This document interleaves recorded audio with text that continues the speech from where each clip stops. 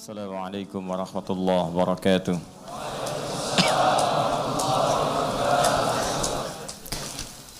Alhamdulillah.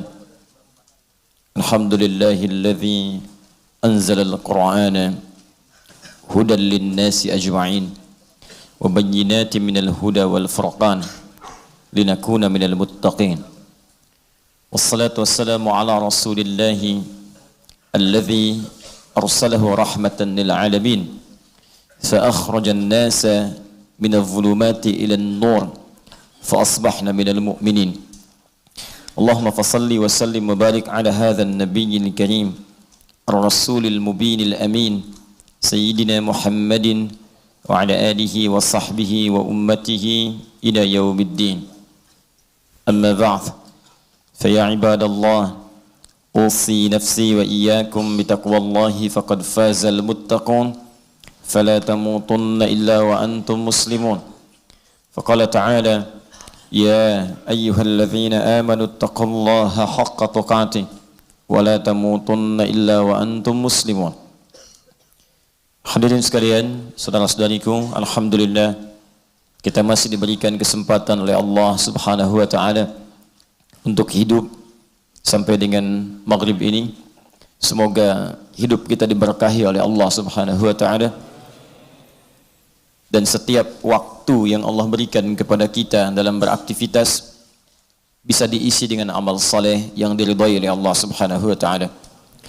Selalu ingat pesan dalam Al-Qur'an bahwa di antara sekian nama yang Allah namai kita dengan sekian nama itu, setidaknya ada 5 nama. Ada Bashar disebutkan 35 kali, ada Ins dipasangkan dengan Jin disebutkan 18 kali, ada Insan disebutkan 65 kali, ada Bashar dan selanjutnya Bani Adam disebutkan 7 kali, ada An-Nas disebutkan 241 kali. Di antara 5 ini ada yang disebut dengan Insan, nama bagi manusia yang menunjuk pada seluruh aktivitasnya dari mulai bangun dari tidur sampai ia tidur kembali. Jadi kalau disebut dengan insan, itu menunjuk seluruh totalitas aktivitas kita. Jadi kalau Anda membaca Al-Quran menemukan kalimat insan, itu seakan memberi petunjuk kepada kita dari semua aktivitas yang kita kerjakan itu sudah berapa banyak yang mengandung nilai manfaat di hadapan Allah Subhanahu wa taala. Karena itu seringkali kalimat insan disandingkan dengan modal waktu yang Allah berikan pada kita plus dengan pemanfaatan waktu itu untuk beramal soleh. Contoh Quran surah 103 itu tentang modal waktu yang Allah berikan disebut dengan asar. Asar itu bukan sore, ingat. Kalau sore bahasa Arabnya masa. Masa al-khair, semoga sore ini kita senantiasa dalam kebaikan. Selamat sore. Tapi kalau asar itu artinya setiap waktu, setiap masa, titian masanya, setiap detiknya yang diberikan kepada kita untuk beraktivitas. Jadi kalau dari segi waktu sekarang ini asar, setiap terus waktu bertambah berganti itu asar namanya. Al-waqtul ladzi yu'asiruna fahuwa asrun, kata orang Arab. Setiap waktu yang kita lalui itu disebut dengan asar. Maka Allah bersumpah memberikan kepada kita modal waktu untuk hidup. Setiap detiknya kita lalui. Ya, 1 menit 60 detik, 1 jam 60 menit, sehari 24 jam. Itu modal waktu kita. Kata Allah, wal 'asr, Quran surah 103. Saya bersumpah demi waktu yang saya berikan pada setiap manusia untuk beraktivitas. Perhatikan detilnya diksi Al-Quran. Saya sering katakan kalau Al-Quran bukan firman Allah, redaksinya nggak akan begini gitu. Orang Arab bisa milih kata apa saja, tapi karena ini firman Allah, ketepatannya itu luar biasa. Allah tidak mengatakan innal insa, inna bashara, ya inna bani adam, inna nasa, padahal bisa berkata demikian. Tapi yang dipilih oleh Allah innal insana. Kenapa disebutkan insan? Karena ada korelasi nanti hubungannya dengan asar. Ya sungguh semua manusia yang beraktivitas itu tanpa kecuali, alif lamnya istighraq, semua keseluruhan secara personalnya. Innal insana, setiap manusia tanpa kecuali, besar kecil tua muda laki-laki perempuan, saya berikan kata Allah modal waktu untuk beraktivitas. Cuman sayang la fi khusr, la-nya taukid. Ada di antara mereka, saya tegaskan kata Allah, ada di antara mereka yang rugi. Kenapa rugi? Karena modal waktu itu tidak digunakan untuk beraktivitas yang punya nilai di hadapan Allah. Kapan itu punya nilai? Pakai illa istisna. Illalladzina amanu wa amilus salihat. Orang yang punya nilai itu, manusia yang punya nilai adalah orang yang mengisi waktu-waktunya dengan iman. Jadi kalau ada orang tak beriman, dia mengalami kemudian perubahan-perubahan waktu, masa, usia, yang tadinya lahir, jadi anak kecil, jadi baligh, puluhan tahun hidup, tapi nggak bawa iman, itu rugi. Di setiap detiknya rugi. Nggak peduli mau dia pejabat, orang kaya, pengusaha, macam-macam, tak ada iman, kata Allah rugi. Kalau disebut rugi dalam konteks syariat, itu jauh bicara tentang dunia. Dia akan bicara tentang akhirat. Dunia silakan, jadi orang paling kaya di bumi, tapi saat meninggal, selesai, rugi. Karena kekayaan itu jangankan ke akhirat, ke alam kubur pun tak akan dibawa. Ya, jadi bagaimana kemudian supaya tidak rugi? Wa amilus salihat. Maka isilah setiap detik yang Allah berikan pada kita itu untuk beramal saleh. Amal saleh dengan apa yang Allah titipkan pada kita. Allah tidak melarang kita menjadi kaya. Kalau perlu kaya sekaya-kayanya. Tapi jadikan kekayaan itu kemudian untuk beramal saleh. Turunlah Quran surah ke-28 ayat ke-77. Paling kiri sebelah bawah di mushaf. Wabtaghi fima atakallahu daral akhirah wa la tansa nasibaka minad dunya. Kata Allah, "Hei, saya titipkan engkau harta benda ini, jadi kaya silahkan. Dan dengan harta itu carilah kelapangan akhirat. Cari amalan yang amal itu saat dikerjakan butuh harta. Zakat kan pakai harta. Infak pakai harta. Sedekah pakai harta. Haji pakai harta. Tak punya harta nggak bisa haji. Umrah pakai harta. Makanya orang dulu itu jadi kaya itu motivasinya supaya bisa zakat. Bukan cuma supaya mengoleksi aset. Kalau cuma aset sudah banyak yang lain. Contoh paling gampang korun. Korun itu hartanya banyak, cuman koleksi aset dunia saja. Ya, ayat 76-nya kan Qarun. Inna Qaruna kana min qaumi Musa fabagha alaihim. Sungguh Qarun itu sezaman dengan Musa. Paket lengkap zaman Nabi Musa itu. Qarun dan Firaun ada. Ya, Firaun itu penguasa zalimnya, Qarun pengusaha gelapnya. Keduanya berkomplot, sudah selesai semua. Cendekiawan yang kebelingernya namanya Haman. Komplit. Makanya kisah itu disebutkan rinci. Tapi kata Allah, kalau mau sombong kalian sekarang dengan harta, kalian telat. Karena sudah ada contoh Qarun sebelumnya. 3.500 tahun yang lalu. Jarak Nabi Musa ke Nabi Muhammad 2.000 tahun. Nabi Muhammad ke kita kurang lebih 15 abad, 1.500 tahun. Jadi kalau ada seorang sekarang baru punya Ferrari sombong, dia telat. Telatnya lebih dari 3.500 tahun yang lalu. Kada orang bawa Ferrari dipajang gitu kan, jalan, bilangin, "Assalamualaikum Pak, ya Bapak telat." Selesai. Ya, visi kita bukan di situ, visi kita jauh sampai ke akhirat. Kaya, yuk kaya sekaya-kayanya. Jangan nanggung kalau mau jadi kaya. Kaya. Supaya kita bisa hidupkan nilai kehidupan kita dengan amal saleh. Jadi pejabat jangan tanggung yang paling tinggi, punya kedudukan yang paling tinggi, belajar paling tinggi raih. Ya silahkan, kita kan banyak S ini. Ya, SD, S1, SMP, SMA, S1, S2, S3 sampai dingin, kan? Nah. Ya silahkan perbanyak terus sampai tingkat yang paling tingginya. Nanti kalau sudah tercapai tingkat paling tinggi, spesialisasi ilmu, beramal solehlah dengan ilmu itu. Bukan membuat pikiran yang merusak.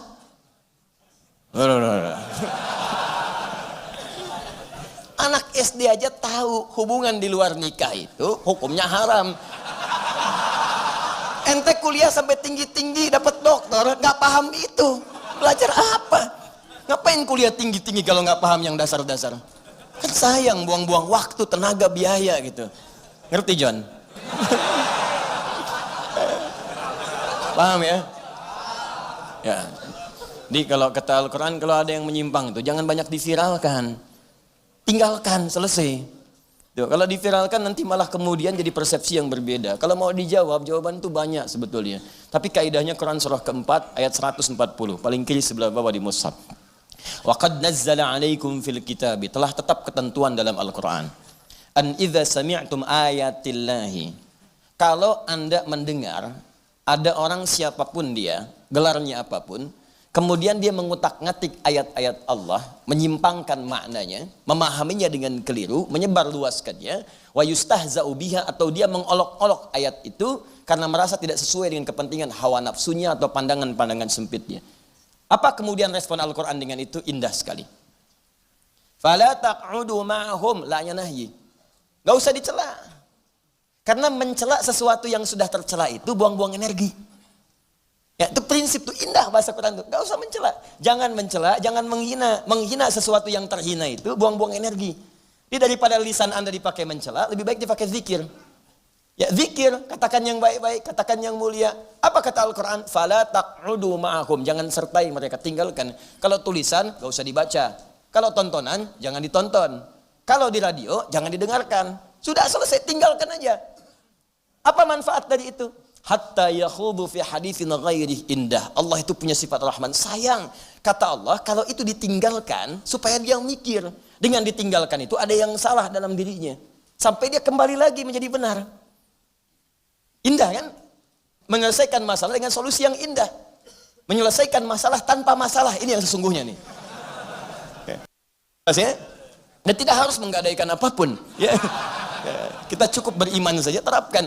Innakum idzam misluhum, kalau kebanyakan dibahas, menyebar pahamnya pada kalangan awam yang nggak tahu ikut-ikutan nantinya.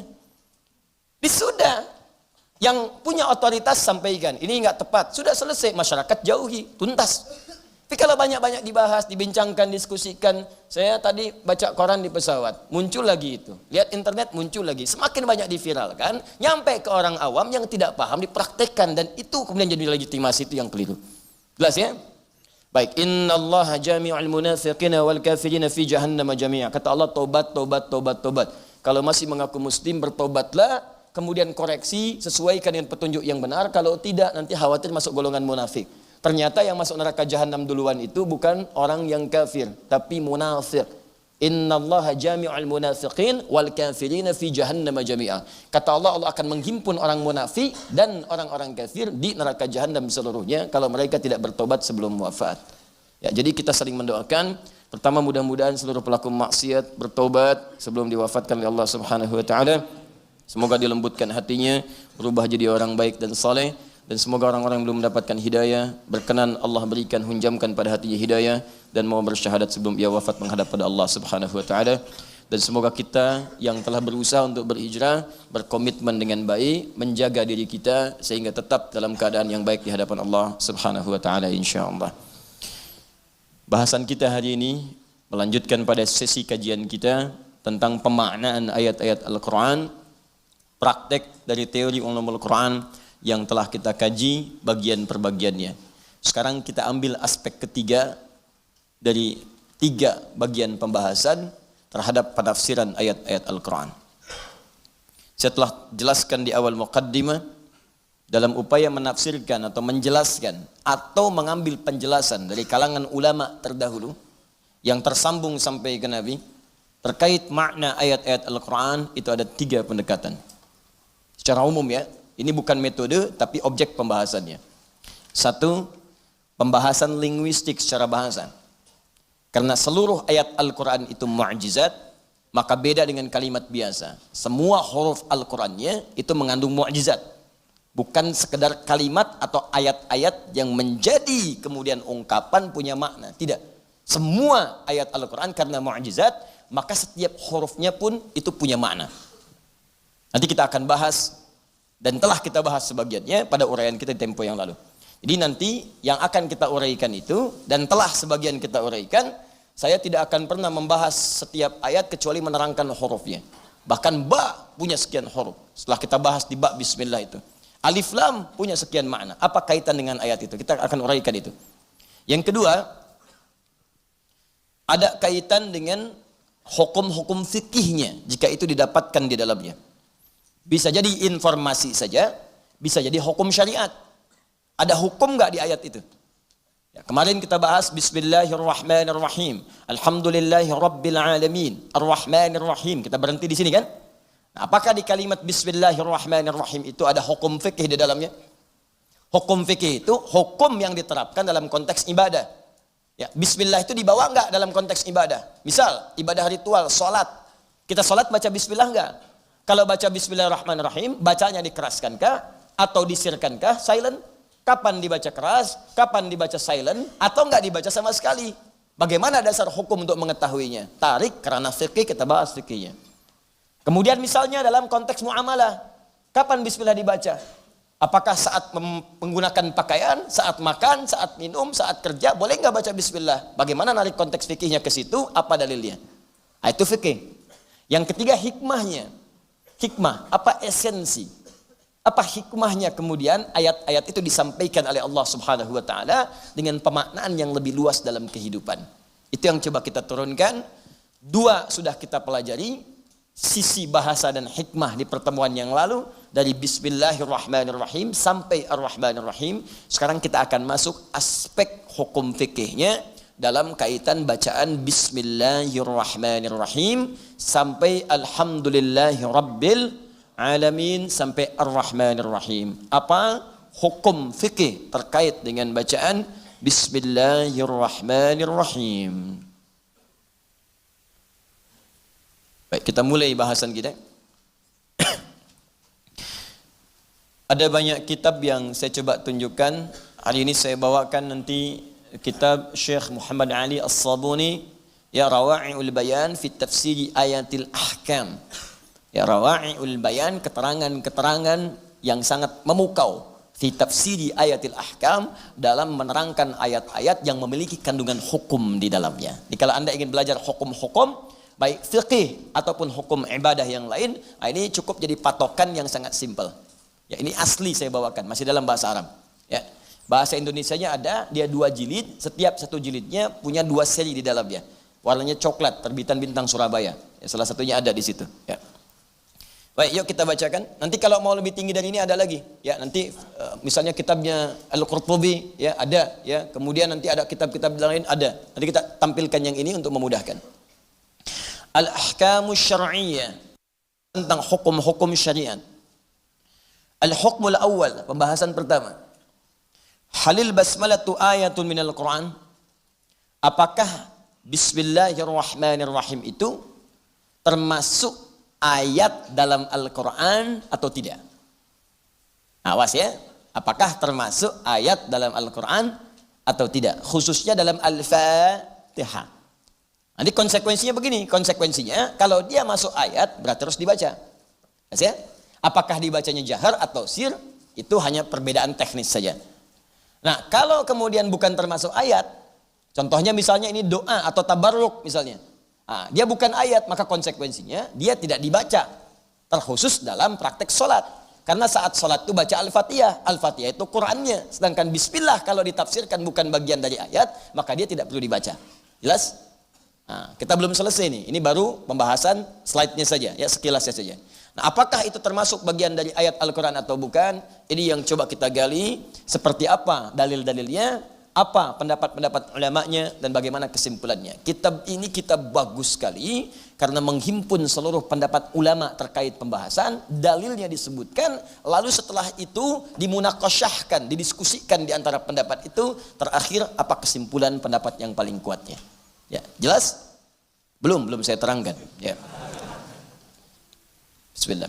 Ajma'al ulama'u ala anna al-basmalah al-waridata fi surat an-naml hiya juz'un min ayatin fi qawlihi ta'ala innahu min Sulaimana wa innahu bismillahirrahmanirrahim. Sepakat seluruh ulama. Semua ulama sepakat. Ulama tafsir, ulama fiqh, ulama hadis, semua sepakat.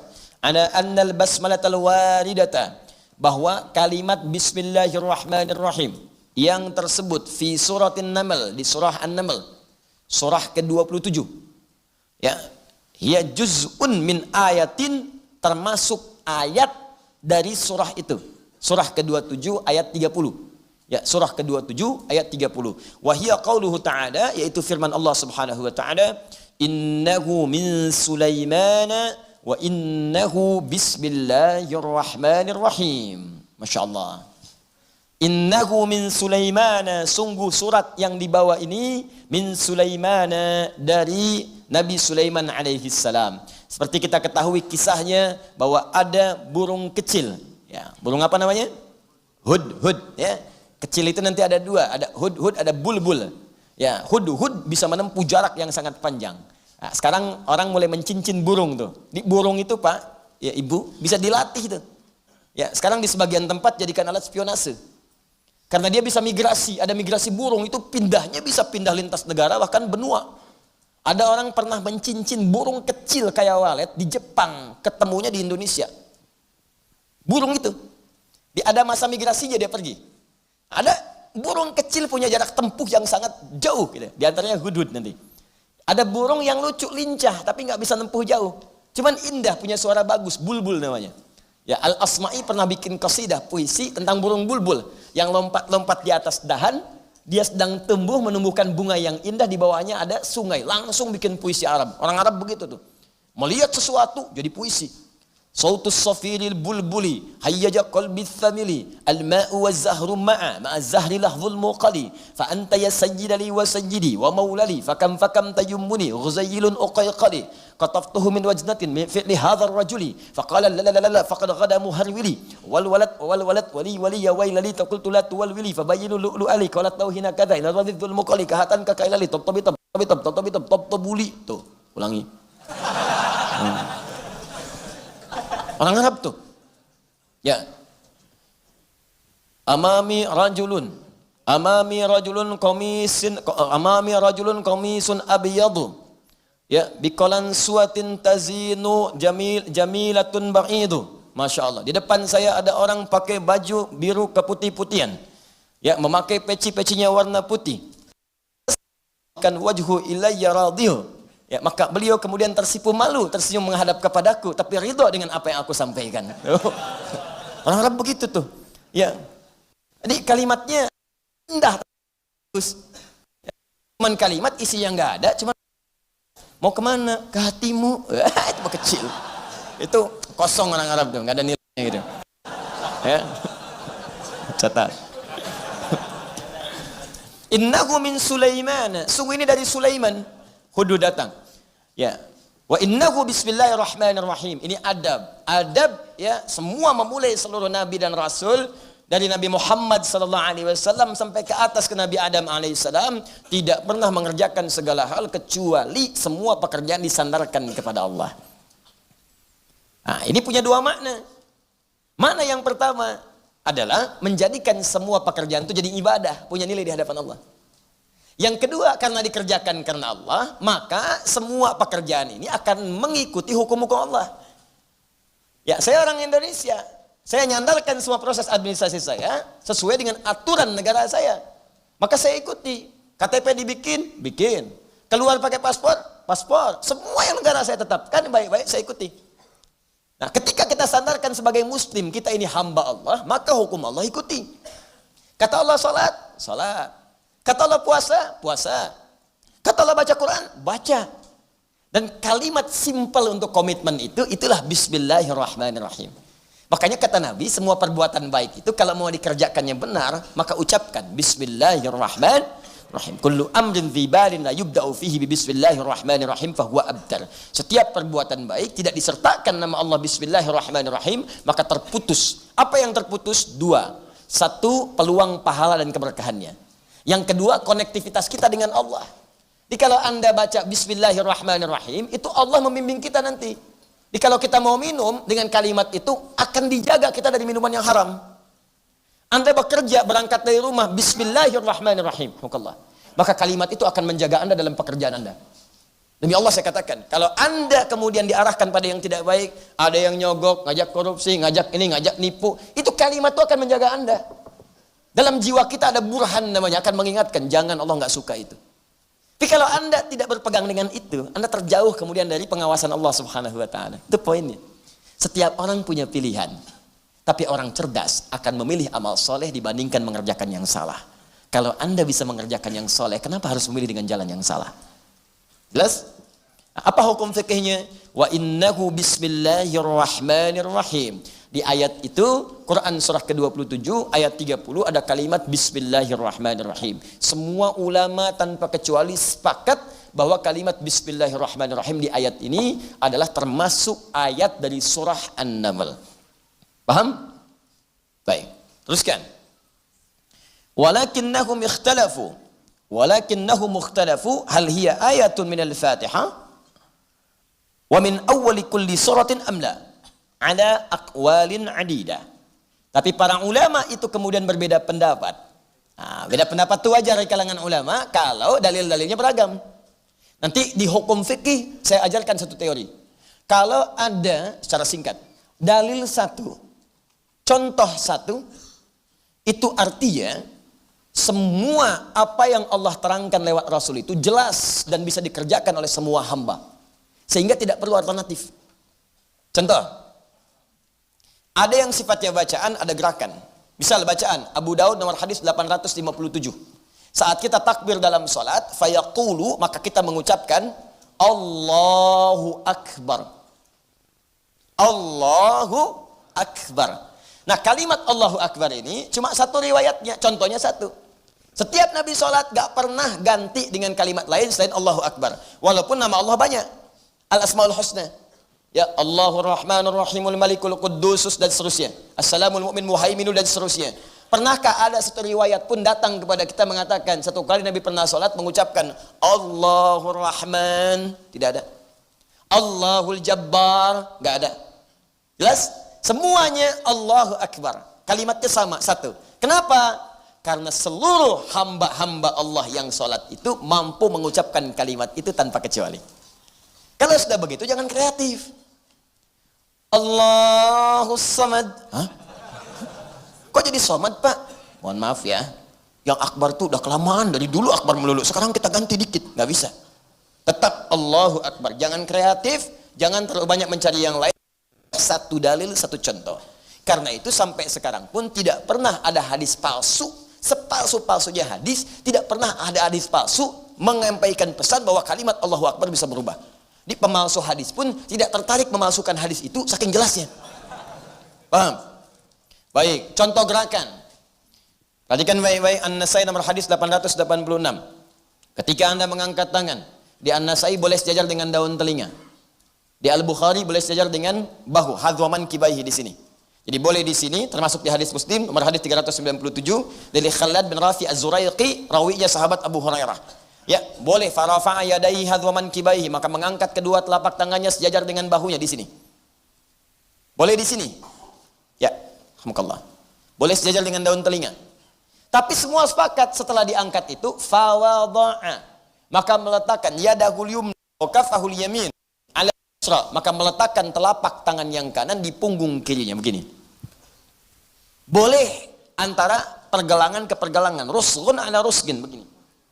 Ya. Tapi selalu saya katakan cepat tanpa diukur. Allahu Akbar, jadi nggak usah diukur. Allahu Akbar. Nah, boleh ke sini. Di sini pas. Ya, boleh lebih sedikit di sini. Ya, sa'id. Tapi tidak boleh sampai ke sini mirfaq. Wudu basuh sampai sini mirfaq. Wa aydiyakum ilal marafiq. Quran surah 5 ayat ke-6, paling kiri sebelah atas. Sampai sini. Tapi salat jangan coba-coba bersedekap sampai ke sini.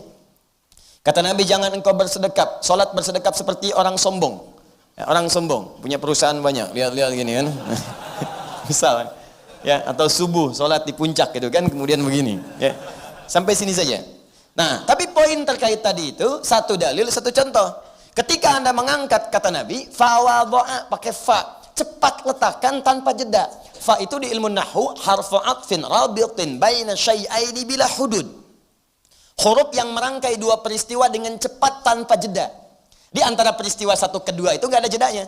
Peristiwa pertama mengangkat, peristiwa kedua meletakkan. Antara mengangkat kemudian dan membaca Allahu Akbar, dengan meletakkan itu nggak ada jeda. Habis diangkat langsung letakkan. Dan nggak ada gerakan lain. Ya, tidak ada gerakan lain. Itu dalilnya cuma satu, contohnya satu. Karena itu kalau sudah demikian tidak usah kreatif. Misal gitu kan, misal Ustadz saya nggak enak, tangan kiri duluan. Kan Allah itu maha baik. Ya, yang baik itu kan tangan kanan.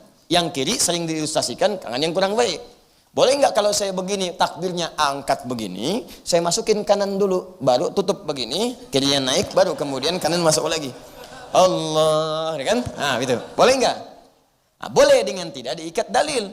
Saya tidak ingin menyalahkan siapapun, tapi kembalikan kepada dalilnya. Ternyata di dalil itu kalimatnya cepat letakkan. Karena cepat letakkan, kanan langsung letakkan ke kiri, angkat, simpan. Jelas sampai sini? Dia tak perlu kreatif lagi. Ya.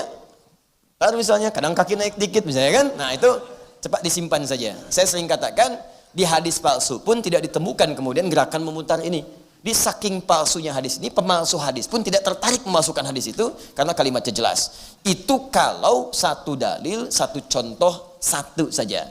Tapi kalau ada beragam dalil, beragam contoh, maka hikmahnya dalam fikih adalah hikmahnya untuk memberikan fleksibilitas dan kenyamanan pada setiap hamba untuk menunaikan ibadah sesuai dengan kelapangannya. Karena nggak semua orang bisa melakukan yang sama. Jangan tuntut orang lain seperti Anda dalam masalah itu, karena orang lain belum tentu bisa seperti Anda di posisi itu. Ada yang sifatnya bacaan, ada yang sifatnya gerakan. Apa sifatnya bacaan? Bacaan Quran sampai 7 riwayat. Kan pernah kita bahas di pertemuan lalu. Kenapa 7 riwayat? Karena nggak semua orang Arab bisa baca 1 riwayat. Bagi kita gampang. Ada suku Arab nggak bisa nggak bisa dia. Ana, ane, anta, inti. Kaifa haluk, kaifa halik. Madrasah, madrasih. Tuh, Betawi belajar dari situ. Sukunya banyak dari zaman jahiliyah ke zaman Nabi sampai sekarang. Main-main ke Syam sana, ya, ke Palestina, ke Syria, ke Libanon, Irak, Mosul sana. Itu imalah semua rata-rata. Makanya dari dulu turun riwayat pakai bacaannya cuman maknanya sama. Wadduha wal-laili idza saja ma wadda'aka rabbuka wa ma qala. Turun riwayat yang lain pakai Wadduha wal-laili idza saja ma wadda'aka rabbuka wa ma qala walal akhiratu khairul laka minal ula. Ketawa. Ya. Maknanya sama, cuma bacaannya berbeda. Kenapa bacaannya bisa dibaca dengan riwayat tadi? Karena ada suku-suku tertentu dia tidak biasa baca bacanya pakai paham? Ada yang nggak bisa sin pakai sod.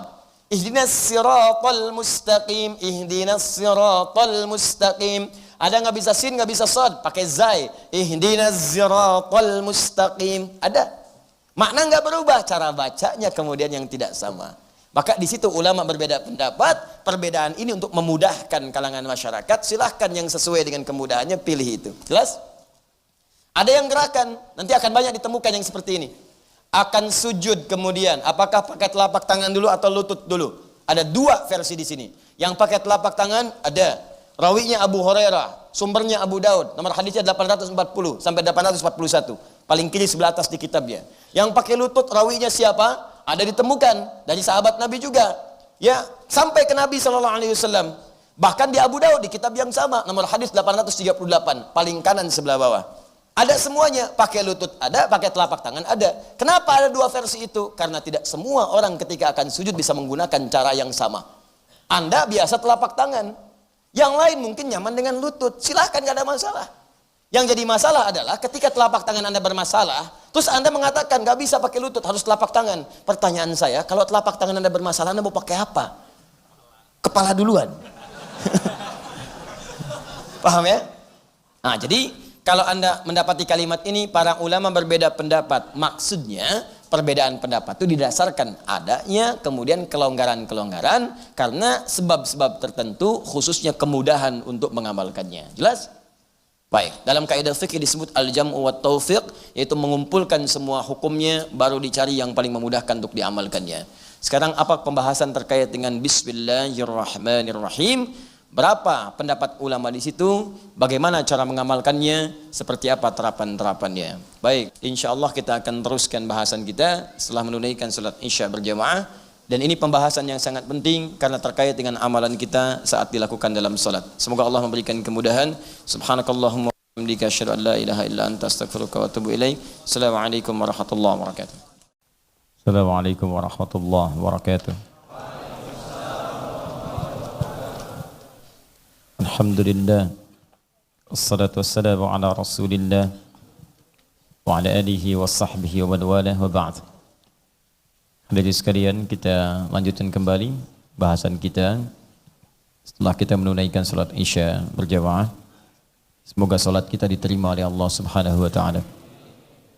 Kita telah tadi bahas bahwa Bismillahirrahmanirrahim adalah ayat yang tercantum di dalam surah An-Naml, surah ke-27 ayat 30 dalam rangkaian firman Allah Subhanahu wa taala, innahu min Sulaiman wa innahu bismillahirrahmanirrahim.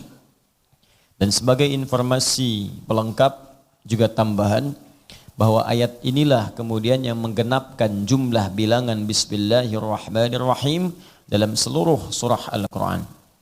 Al-Quran berjumlah 114 surah. Setiap surahnya itu diawali dengan bismillahirrahmanirrahim tercantum dalam mushaf. Hanya satu surah di At-Taubah atau Al-Bara'ah surah ke-9 yang tidak dituliskan bismillahirrahmanirrahim.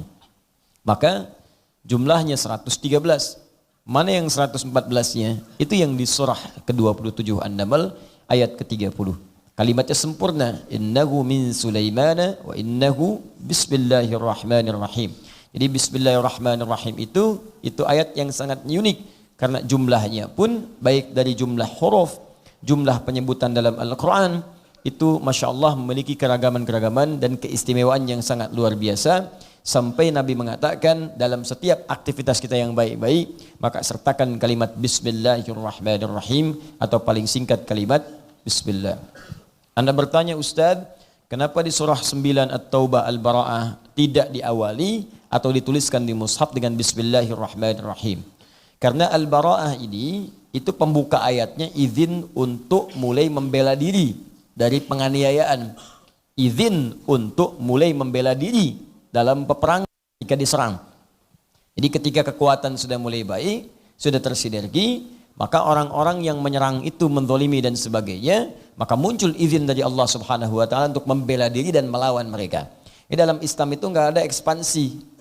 Dalam pengertian untuk kemudian merusak, menjajah itu enggak ada. Ya, yang ada itu kemudian kalaupun terjadi peperangan, itu hanya dua sifatnya. Yang pertama itu pembelaan diri pada nilai-nilai kebaikan. Ya, Anda misalnya, mohon maaf, handphone diambil, Anda bela. Rumah diambil, Anda bela. Masa iman diambil diam saja? Atau fisik dilukai, kita diam saja. Pasti ada pembelaan. Maka Islam memberikan jalan untuk pembelaan itu, mengatur dengan cara yang benar. Apa yang harus dilakukan, apa yang jangan dilakukan. Makanya dalam Islam pun, maaf ya, sedahsyat-dahsyatnya perang, ada aturan. Gak boleh menganiaya perempuan. Gak boleh menganiaya orang yang sudah sepuh. Gak boleh menganiaya anak-anak. Seemosi-emosinya gak boleh menghancurkan tempat ibadah. Seemosi-emosinya gak boleh kemudian menghancurkan, merusak tanaman, pepohonan. Aturan. Di mana ada aturan di tempat-tempat lain yang saat perang itu tidak boleh merusak. Rumah ibadah, ya Masya Allah, pohonan, tumbuhan, jangan dicabut, dan sebagainya. Itu cuma di Islam. Indah tatanannya. Nah, cuma dalam perang itu kan, gak ada kasih sayang. Kalau sudah terjadi. Sedangkan ayat Bismillahirrahmanirrahim mengandung sayang. Rahman sifat sayang, Rahim sifat sayang. Sedangkan dalam perang gak ada sayang. Pernah ada orang perang pakai kasih sayang? Akhi, pakai akhi lagi. Izin nembak ya. Dor. Sakit gak akhi? Maaf ya. Gak ada. Makanya ketika tidak ada nilai peperangan di situ dengan kasih sayang, tidak dibenarkanlah kemudian tercantum kalimat Bismillahirrahmanirrahim. Karena rahmat Allah itu tidak menginginkan pada hakikatnya ada pertumpahan darah di dalamnya. Kecuali pada pembelaan-pembelaan dalam kebaikan. Karena itu nilai inilah yang disebut sebagai jihad. Jihad itu perjuangan serius dalam membela izzah atau mempertahankan nilai-nilai kemuliaan. Jadi kalau ada orang mengajak jihad konteksnya menyerang dengan cara yang tidak dibenarkan, cepat tolak seketika. Karena itu tidak bagian dari syariat Islam. Jelas ya? Awas hati-hati terutama di tempat damai. Ya nggak usah bikin yang macam-macam, bom panci, bom kulkas, bom geledek, bom macam-macam, udah tinggalkan yang seperti itu. Baik, yang pertama, yuk kita kembalikan. Sekarang, apakah kalimat Bismillahirrahmanirrahim itu termasuk ayat yang tercantum dalam surah Al-Fatihah dan setiap surah semuanya, ya kecuali surah At-Taubah tadi atau bukan bagian darinya. Sementara dia tercantum dalam mushaf. Nanti resikonya dalam bacaan surah itu ketika dipakai khususnya dalam salat. Baik, terdapat 3 pandangan ulama di sini mengacu pada dalil-dalil yang tersambung terhubung pada Nabi sallallahu alaihi wasallam. Jadi ada beberapa pandangan?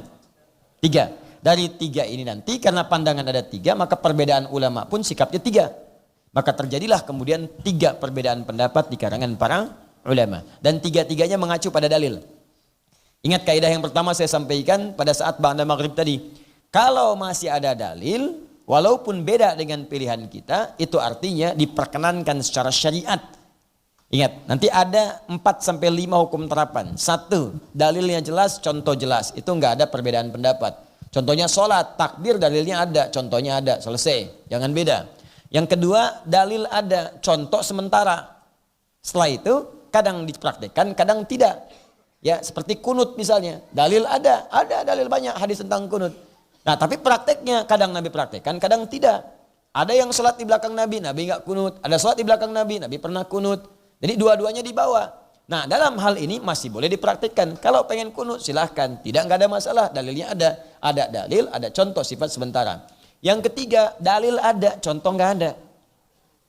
Nah, boleh nggak? Pikir dulu, jangan bilang boleh, pikir dulu. Boleh, tidak boleh, harus ada dalil. Nah, dalam kaidah, dalil ada, contoh nggak ada, masih boleh dilakukan. Karena patokan utama dalil. Kenapa nggak ada contoh Ustadz? Barangkali tidak dicontohkan oleh Nabi pada saat itu, ada 2 kondisi. Yang pertama, Nabi tidak biasa melakukannya, walaupun itu boleh. Tapi nggak dicontohkan Nabi. Kenapa? Karena memang sederhana, Nabi nggak biasa mengerjakan itu. Contoh, makan daging dob. Dob itu hewan seperti biawak, tapi bukan biawak. Hidup di padang pasir. Ya, dia jalan, tahu ya? Nah, tahu kan? Tahu ini. Nah, ada tuh dob, ditombak sama Khalid, tak kena, ya? Dibakar, dihidangkan di hadapan Nabi Sallallahu Alaihi Wasallam. Dihidangkan, waktu dihidangkan, itu Nabi diam saja, diam Nabi. Khalid harus kecek, ini diam ini dibenarkan enggak? Dalam bahasa usul fikih diam itu takrir namanya, ketetapan Nabi. Nah, sama Khalid untuk mengetahui tetapnya Nabi itu apakah diam ini boleh atau tidak, maka diambil sama Khalid dimakan.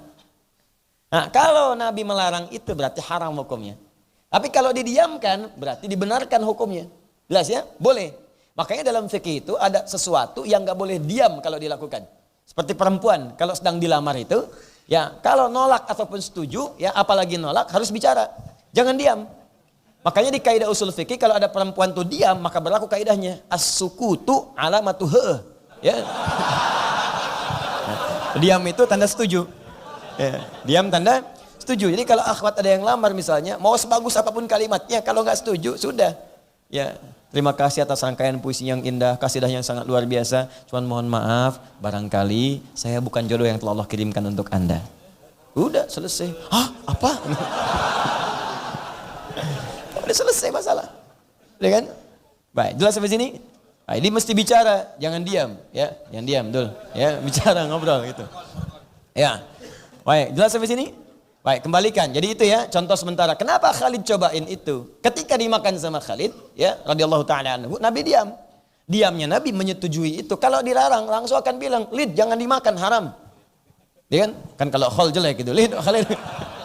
Ya, Khalid jangan dimakan, jelek. Ya, jangan dimakan, jangan teruskan. Diam. Itu kalau haram, karena didiamkan, boleh hukumnya. Tapi Nabi nggak makan. Pertanyaannya, kenapa Nabi nggak makan? Ya, selera Nabi nggak ke situ. Ya, kalau masih ada daging kambing, daging ayam, kenapa mesti makan dob misalnya? Ya kan? Nabi bukan, nggak seleranya nggak ke situ. Dan nggak harus dicontohkan. Nabi itu kalau tidak menyukai makanan, nggak akan menjelekkan makanannya, mendiamkannya. Itulah indahnya. Itulah suami kalau istri masakin kemudian. Nah. Nasihat dulu. Ya betul, itu sunnah Nabi. Suami istri masak misalnya, suami nggak cocok, nggak usah komentari makanan, apalagi komentari istrinya. Ya diamkan saja sudah, dan istri mesti ngerti. Kalau nggak dimakan berarti nggak cocok. Nggak enak ya Pak, nggak enak ya Pak. Udah. Jadi kalau dihidangkan itu ya makan, kalau nggak suka diamkan, nggak usah dicela, masih untung dimasakin. Ya, karena tugas istri itu sesungguhnya yang paling pokok itu tugas istri bukan masak. Ada 2 tugas istri dalam Al-Quran. 2 di Quran surah keempat ayat 34 ini yang paling pokok. Ya, yang pertama, fasalihatu qanitatun. Awas, Perempuan istri yang salihah itu tugas pertamanya qanitat. Dia taat kepada Allah dengan cara menaati pada suaminya sepanjang suami minta yang baik-baik. Masya Allah. Kata suami, mah berjilbab ya, insya Allah Pak. Sayang malam tahajud ya, insya Allah. Sayang nanti menghafal Quran ya, insya Allah. Taklim ya, insya Allah. Itu begitu Anda mengerjakan seperti itu ya akhwat, itu tanda ketaatan pertama di hadapan Allah Subhanahu Wa Taala. Salihah. Tapi kalau minta pada yang tidak baik, boleh menolak dengan cara yang lembut, halus. Sayang buka jilbab ya, aku ada family gathering nih sekarang di perusahaan. Ya, yang lain gak pakai jilbab, aku gak enak sama yang lain. Boleh nolak. Tapi dengan cara yang halus. Apa? Nah, itu cari masalah. Ya. Sampaikan dengan cara yang lembut. Pak, ini saya diajari berjilbab itu sudah 40 tahun sama mama. Mama sekarang sudah gak ada. Ini bagian dari bakti saya kepada mama. Saya khawatir ketika dibuka, kemudian saya wafat tanpa jilbab. Bagaimana pertanggungjawaban di hadapan Allah Subhanahu Wa Taala?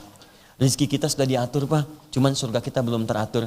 Aku khawatir berpisah denganmu di surga kelak karena jilbab ini. Ya gitu caranya. Ya, paham? Ya, yang kedua, hafidhatul lil ghaibi bima hafidhallah. Menjaga nama baik keluarga, khususnya suami, terutama ketika tidak sedang bersamanya di rumah atau dalam setiap tempat. Itu tugas istri, dua itu. Jaga nama baiknya. Allah. Hati-hati. Jadi ketika ada sesuatu pancingan-pancingan cerita yang tidak harus diceritakan, jangan cerita. Nah, ini kadang-kadang, mohon maaf nih, fokus kepada yang lain. Tapi yang pokok ini nggak dikerjakan. Judulnya memang pengajian, tapi pembahasannya sampai ke rumah tangga. Ya, cuy apa kabar? Baik, alhamdulillah. Bagaimana keluarga? Sehat. Suami bagaimana? Di situ masalahnya. Nyebar. Nah itu ya. Jadi saya kembalikan, pertama kalau tidak ada contoh bukan berarti nggak boleh. Kalau Nabi kemudian tidak mengatakan atau melakukan boleh jadi seleranya bukan di situ. Jelas? Khalid harus mencoba. Kenapa Khalid coba? Karena Khalid itu jenderal perang. Kebanyakan di lapangan. Ya kebanyakan di padang pasir. Padang pasir kapan nemu kambing guling? Kapan nemu sate? Kapan nemu macam-macam? Ayam geprek, ayam lari, ayam bebas, ayam lepas macam-macam. Nggak ada. Ya. Yang ada itu hewan-hewan khusus tertentu. Bab, kalau nggak tahu hukumnya, gimana mau makannya? Ada hewan top, belum jelas hukumnya, tahan lapar. Ada hewan top, belum jelas hukumnya, tahan lapar. Musuhnya bilang, gak usah ditembak, mati sendiri. Ya. Mesti ada hukum, itu dibawa nanti ke konteks kekinian. Yang kedua, ada yang Nabi tidak contohkan, bukan berarti tak harus dicontohkan, karena sudah jelas sifatnya. Contoh, Bismillahirrahmanirrahim. Setiap perbuatan baik, ucapkan bismillah untuk mengawalinya. Jelas, selesai. Mau makan, bismillah. Pakai baju, bismillah. Ya, mau minum, bismillah. Mau sholat, boleh nggak baca bismillahirrahmanirrahim? Boleh, karena sholat itu perbuatan baik. Anda mau kerjakan sholat, niat ya dalam hati. Itu niat. Kalimat bismillahirrahmanirrahim, boleh Anda awali ketika kemudian Anda akan sholat. Sholat dibuka dengan takbir. Pembukaan sholat itu takbir. Bismillah itu tabarruk, kalimat yang mengiringi semua kebaikan kalau ingin dibacakan. Silahkan, sah-sah saja. Kenapa Nabi nggak contohkan Ustadz? Dicari mah nggak akan ketemu contohnya. Karena sudah jelas, saking jelasnya nggak usah dicontohin lagi. Kan nggak pernah Nabi contohkan. Makan buah, bismillahirrahmanirrahim. Makan apel, bismillahirrahmanirrahim. Ini bismillahirrahmanirrahim. Nggak ada contohnya karena sudah jelas. Kalau yang sudah jelas itu nggak perlu dijelaskan lagi. Semakin banyak dijelaskan, semakin tidak jelas nantinya. Jelas sampai sini? Udah nggak usah dijelasin lagi. Tuh, itu baru 3 tuh. Yang keempat, ada dalilnya sifatnya samar. Nggak kelihatan nyata. Udah contoh nggak ada, dalilnya samar sifatnya. Nggak langsung kelihatan. Di Quran dicari, nggak ada. Di hadis sampai kiamat kurang 2 hari, nggak ketemu. Karena samar sifatnya. Tapi hukumnya berlaku. Apa kasus yang paling gampang dipahami? Zakat. Antum zakat pakai apa? Beras kan? Coba cari di Al-Quran. Zakat pakai beras. Nggak akan ketemu. Demi Allah saya katakan, gak akan ketemu. Sampai orang ubannya warna merah, gak akan ketemu. Cari terus. Ya. Hadis gak akan nampak. Karena yang ditemukan dalam zakat itu, di Quran perintahnya, di hadis rinciannya. Rinciannya pakai apa? Gandum, kurma. Gandum, kurma. Beras, gak ada. Tuh, itu yang paling dahsyat. Udah contoh gak ada, dalil pun sifatnya samar. Gak ketemu tuh. Apakah langsung dikatakan zakat pakai beras? Bid'ah. Gak bisa. Lihat dulu, maka ulama menyimpulkan, hadza irtun. Ini yang dimaksudkan kurma atau gandum itu makanan pokok. Dalilnya kias, analogi. Karena Nabi itu makanan pokoknya, Beliau orang Arab, sampai sekarang orang Arab makanan pokoknya gandum dan kurma, maka yang dilihat jangan gandum dan kurmanya, makanan pokoknya. Di setiap tempat yang makanan pokoknya walaupun bukan gandum dan kurma, maka bahan pokoknya boleh digunakan sebagai bagian dari zakat. Itu hukumnya. Kalau dalil sharihnya nggak kelihatan, nampaknya nggak jelas kelihatan, bukan berarti nggak boleh dilakukan. Nah sekarang di Indonesia kan bukan kurma, bukan gandum, apa makanan pokoknya? Nasi, sumbernya dari beras, makanya boleh berzakat dengan menggunakan beras. Jelas di sini? Paham? Nah ini 4 ini boleh. Kalau sama sekali tak ada contoh, sama sekali tak ada dalil, samar pun nggak ada, baru itu yang disebut dengan bid'ah. Sepanjang itu dimasukkan dalam konteks ibadah, bukan adat, bukan kebiasaan. Paham? Nah, ini mesti paham kaidah ini. Kalau nggak paham, jangan bicara hukum. Yang nggak ada contohnya, bid'ah. Sebentar dulu John. Ya lihat dulu. Ada dalil nggak di situ? Ya, kalau ada dalil, silakan. Nggak ada dalil, samar, hilang sama sekali, baru kemudian dihukumi. Mengerti? Nah ini dasar ini penting saya singgung-singgung karena nanti kita akan terkait dengan ini semua. Kalau yang dasar aja nggak paham, ujung-ujungnya nanti nggak nikah hubungan seksual jadi halal nantinya gitu kan. Balik lagi ke situ, udah tinggalin. Bismillahirrahmanirrahim. Pertama, hiya ayatun minal fatihati wa min kulli suratin wa hiya madhhabu syafi'i rahimahullahu ta'ala. Pendapat pertama, kalimat bismillahirrahmanirrahim itu termasuk ayat dalam Al-Fatihah, juga dalam setiap surah. Bilang ya, termasuk ayat dalam Al-Fatihah, juga dalam setiap surah selain surah Al-Bara'ah. Ya, misal kalau masuk Al-Fatihah berarti dihitungnya dari bismillahirrahmanirrahim. Bismillahirrahmanirrahim. 1. Alhamdulillahi rabbil alamin. 2. Ar-Rahmanir-Rahim. 3. Dan seterusnya sampai waladdallin. Selesai. 7. Jadi masuk. Termasuk ketika masuk surat lain kan dibuka dengan bismillah juga di mushaf. Itu kata Al-Imam Asy-Syafi'i, itu masuk juga bagian dari surat itu yang harus dibaca tentunya. Ketika pindah Al-Baqarah, baca dulu bismillahnya. Bismillahirrahmanirrahim.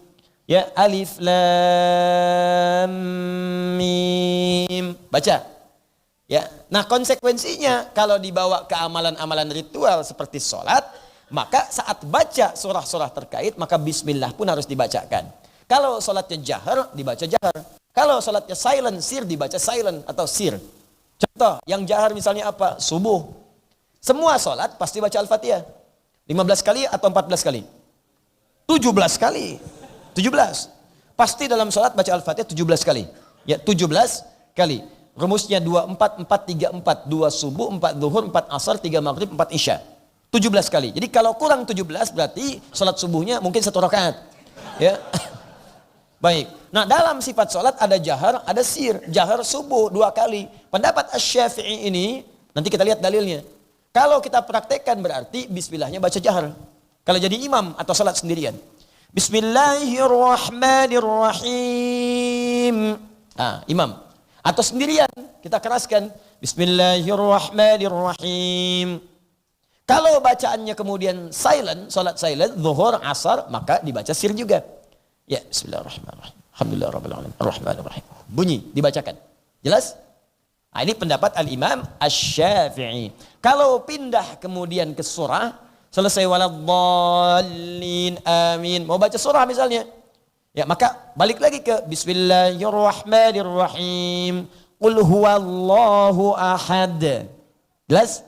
Bacakan karena konsekuensinya mengikuti pendapat yang pertama ini. Berdasar dalil yang ada petunjuknya dari Nabi ini. Bagian pertama, maka dibacakan bismillahnya. Kalau jahar dia jahar, kalau sir dia sir. Pertanyaannya ya Al-Imam Asy-Syafi'i, apa dalil Anda di sini? Apa dalil yang melandaskan itu yang terhubung pada Nabi sallallahu alaihi wasallam? Kita lihat dulu dalilnya. Ya, kembali ke kitab. Istadalla Asy-Syafi'iyyatu ala madhhabihim bi'iddati adillatin nujizuha fi ma yali. Sedangkan pendapat mazhab Al-Imam Asy-Syafi'i ini memiliki beberapa ragam-ragam dalil yang menguatkannya. Kami sarikan dalil-dalil itu diantaranya sebagai berikut. Ada kurang lebih 5 dalil yang ditampaikan. Ini rangkuman dari sekian banyaknya. Awalan hadis yang pertama. Hadis Abi Hurairah radhiyallahu taala anhu anin Nabi sallallahu alaihi wasallam. Ini tercantum dalam Sunan Ad-Darqutni Rawinya Abdul Hamid bin Ja'far An-Nuh ibn Abi Bilal an Sa'id bin Sa'id Al-Maqbari an Abi Hurairah radhiyallahu taala anhu anin Nabi sallallahu alaihi wasallam. Sanad dia tersambung sampai Nabi sallallahu alaihi wasallam. Dan Al-Imam Asy-Syafi'i itu termasuk cicitnya keturunan dari Nabi sallallahu alaihi wasallam. Ya, keturunan dari Nabi sallallahu alaihi wasallam. Al-Habib Al-Imam Asy-Syafi'i nama aslinya Muhammad bin Idris. Ya, Asy-Syafi'i. Kakeknya yang ke atas nanti ada Asy-Syafi'i, lahir tahun 150 Hijrah. Jadi saat Imam Abu Hanifah wafat, lahirlah Al-Imam Asy-Syafi'i. Apa hadisnya? Annahu sallallahu alaihi wasallam qala, bahwa Nabi sallallahu alaihi wasallam pernah menyampaikan di sabda Nabinya, idza qara'tum alhamdulillahi rabbil alamin. Kalau Anda baca Al-Fatihah, alhamdulillahi rabbil alamin dan seterusnya, faqra'u, maka awali dengan bacaan bismillahirrahmanirrahim. Kata Nabi, idza qara'tum alhamdulillahi rabbil alamin, jika Anda hendak membaca idza dengan fi'il madhi maknanya mudhari. Idza dengan fi'il madhi past tense maknanya mudhari. Idz dengan fi'il mudhari maknanya madhi. Ya, idz dengan fi'il mudhari maknanya present, maknanya past tense. Baik. Jika Anda baca alhamdulillahirabbil alamin, maka sebelum baca itu baca dulu faqra'u bismillahirrahmanirrahim. Innaha ummul Qur'an. Sungguh Al-Fatihah itu ummul Qur'an wa ummul kitab, dan ummul kitab sudah kita baca. Pokoknya Al-Quran, pokok Alkitab, wa sab'ul mathani, dan 7 ayat yang diulang-ulang. Wa bismillahirrahmanirrahim ahadu ayatiha, dan bismillahirrahmanirrahim itu satu di antara ayatnya. Nah, jadi ini dalil yang pertama. Al-Imam Asy-Syafi'i melandaskan pada dalil ini, karena itu beliau katakan dalam baca Al-Fatihah bismillahirrahmanirrahimnya mesti dibacakan. Salat jaharnya baca jahar, salat sirnya baca sir. Jadi kalau nanti ada Anda sholat, kemudian imamnya baca bismillahirrahmanirrahim, maka beliau mengambil pendapat yang pertama, sanad dia tersambung kepada Nabi sallallahu alaihi wasallam, dikoleksi, dikumpulkan, disampaikan oleh Al-Imam Asy-Syafi'i sehingga sampai kepada kita sampai saat ini. Bukan pendapat Imam Asy-Syafi'i, bukan. Bukan, mazhab itu artinya kecenderungan untuk mengambil itu yang bersumber dari Nabi. Ini bukan pendapat, ini petunjuk Nabi. Disarikan oleh Imam Asy-Syafi'i. Karena beliau pilih itu, pilihan yang cenderung diambil. Dalam bahasa Arab, madhahaba ilaihi. Madhahaba ilaihi, kepanjangan disingkat jadi madhab. Madhab, madhahaba ilaihi. Banyak singkatan. Ya, Allahu Akbar, panggilan singkatnya takbir. Allahu Akbar. La ilaha illallah, tahlil, la ilaha illallah. Alhamdulillahi rabbil alamin, tahmid, alhamdulillah. La haula wala quwata illa billah, hauqala. Ada singkatan-singkatan. Ya, jelas ya? Ya, di kita juga ada. Ya, cuman kadang-kadang di kita singkatannya ujung-ujungnya aja. Ya. Al-iqamah, iqamah, qomat, ya kan? Qomat. Baik. Bahkan nama kalau orang Arab jarang menyingkat nama. Muhammad, Ahmad, Adi. Ya, Kevin, Stephen, Asep, Ibrahim. Tapi kalau berhadapan dengan orang Indonesia, wah, masya Allah, singkat padat cepat. Ibrahim, Im, ya kan? Ismail, Il, ya, Adi, Di, Adi, Wazi, Di, ya, dan demikian seterusnya. Nah, jadi yang pertama hukumnya, kalau dibacakan oleh kita kemudian jahar, maka hukumnya boleh tidak? Saya ulang. Kalau ada imam baca bismillahirrahmanirrahim jahar seperti imam tadi kita mengimami kita, boleh tidak hukumnya? Boleh. Kalau ditanya boleh, apa dalilnya? Bacakanlah hadis yang tadi. Ya, yang disampaikan informasinya oleh Al-Imam Asy-Syafi'i. Jadi bukan dilihat ini pendapat Syafi'i, bukan. Al-Imam Syafi'i pilih yang itu berdasar kecenderungan dari riwayat yang tersambung pada Nabi. Dan jangan dipahami macam-macam. Bismillahirrahmanirrahim. NU. Tidak. Tidak ada hubungan dengan itu. Dan hormati. Kita menghormati. Jangan disimpulkan macam-macam. Ya. Bismillahirrahmanirrahim. Alhamdulillahirabbil alamin. Muhammadiyah. Ini yang repot. Tidak ada hubungannya. Kita belajar ilmunya supaya paham. Jangan sampai terjadi mispersepsi. Saya tugas di Saudi itu 2010. Menerima jemaah haji pertama. Salatnya Isya. Ingat betul saya, Imam Syekh Sudes. Ya, mazhab di sana kan Hambali. Bismillahnya sir. Ya, silent, enggak dibacakan kencang. Bismillahirrahmanirrahim. Alhamdulillahirabbil alamin. Komentar pertama masyarakat kita, iki imamnya Muhammadiyah. Ini imamnya Muhammadiyah, bayangin. Muhammadiyah cabang Masjidil Haram. Ya, ketuanya saya Sudes. Nah, ini sudah, makanya penting nih belajar ini penting nih, supaya kita bisa menghormati. Nah, nanti dalam fikih itu berlaku kaidah begini, dalam fikih, kalau Anda masuk ke wilayah, yang di wilayah itu masyarakat yang mengamalkan apa yang biasa mereka bacakan, maka bacakanlah seperti kebiasaan mereka. Jangan bawa bacaan Anda ke situ. Anda masuk ke wilayah misalnya, di wilayah itu bacaan bismillahnya jahar, Anda aja sir. Jangan paksakan baca sir, nanti jadi repot masyarakat di situ. Datang misalnya, ya ke wilayah Pantura sebelah sana, atau ke Malaysia, atau sebagian tempat di kita. Biasa baca jahar, Bismillahirrahmanirrahim. Anda sirkan, masyarakat bingung, apalagi awam. Alhamdulillahirabbil alamin. Subhanallah. Alhamdulillah. Subhanallah. Bengong imamnya. Subhanallah. Subhanallah. Alhamdulillah. Jadi Anda baca kan sesuai dengan mazhab di situ. Jangan paksakan yang Anda bawa itu ke situ. Bahkan dalam kaidah fikih itu begini, kalau ada seorang alim pun, ulama, satu mazhab tertentu datang ke mazhab lain, dia mesti belajar mazhab itu. Bukan dia membawa mazhabnya menyebarkan di tempat lain. Kecuali kalau ingin perbandingan mazhab, boleh, nggak ada masalah. Ya saya terangkan di sini. Kenapa? Karena di kita itu ragamnya banyak. Kalau Anda keluar ke Timur Tengah, cuma satu mazhabnya selesai. Di kita banyak. Ada yang belajar kemudian ke Saudi, ya ke Madinah, ke Ummul Qura. Belajar juga banyak ragamnya. Cuma di situ yang dipraktikkan Hambali. Ada yang ke Libya, Tunisia. Belajar di sana banyak mazhabnya. Cuma yang dipraktikkan Maliki. Ya kan? Ada lagi yang ke Pakistan, ke India. Banyak ragamnya. Cuma yang dipraktikkan Hanafi. Biasanya lama tinggal di tempat itu, ada pengaruh kemudian ketika pulang. Ada kecenderungan ketika belajar, saya pengen praktekkan ini, pengen itu, boleh silahkan. Didik masyarakatnya. Kalau sudah terbiasa Anda datang ke situ, sesuaikan, jangan paksakan apa yang Anda praktekkan supaya semua sama dengan Anda. Sepanjang ada pilihan, boleh berbeda, tapi dalilnya harus lengkap tersambung pada Nabi. Dan jangan sampai perbedaan itu membuat kita tidak bisa minum teh bersama. Jelas ya? Nah, ini dalil yang pertama. Dalil kedua hadis Ibnu Abbas radhiyallahu taala anhuma, dalil Ibnu Abbas radhiyallahu taala anhuma anna Rasulullah sallallahu alaihi wasallam kana yaftatihu as-salata bi bismillahirrahmanirrahim. Dalil yang kedua sahabat Ibnu Abbas radhiyallahu taala anhuma pernah menyampaikan Nabi pernah membaca dalam salatnya, membuka salat dengan kalimat bismillahirrahmanirrahim. Jadi Ibnu Abbas pernah salat di belakang Nabi. Di kana yaftati itu pernah. Ya, jadi pernah itu maksudnya saat beliau salat di belakang Nabi. Jelas ya? Baik. Dan thalithan, yang ketiga, hadis Anas radhiyallahu taala anhu, hadis riwayat dari sahabat Anas radhiyallahu taala anhu, semoga Allah meridai kepada beliau, Anas bin Malik, annahu su'ila, bahwa beliau pernah ditanya an qiraati Rasulullah sallallahu alaihi wasallam, tentang bacaan qiraat Nabi dalam salat, Al-Fatihahnya. Gimana bacaannya, gimana Al-Fatihahnya, gimana bacaannya? Ya kata beliau, kanat qiraatuhu maddan. Bacaan Nabi itu jangan ditanya panjang banget. Tapi enak. Panjang tapi enak. Nabi itu. Saking enaknya kita tuh nggak sadar, rakaat pertama 100 ayat aja. Enak gitu. Wah, pengalaman sahabat-sahabat itu kalau di belakang Nabi itu katanya kalau baca ayat tentang surga, seakan kita tuh pengen cepat ke surga. Pengen cepat.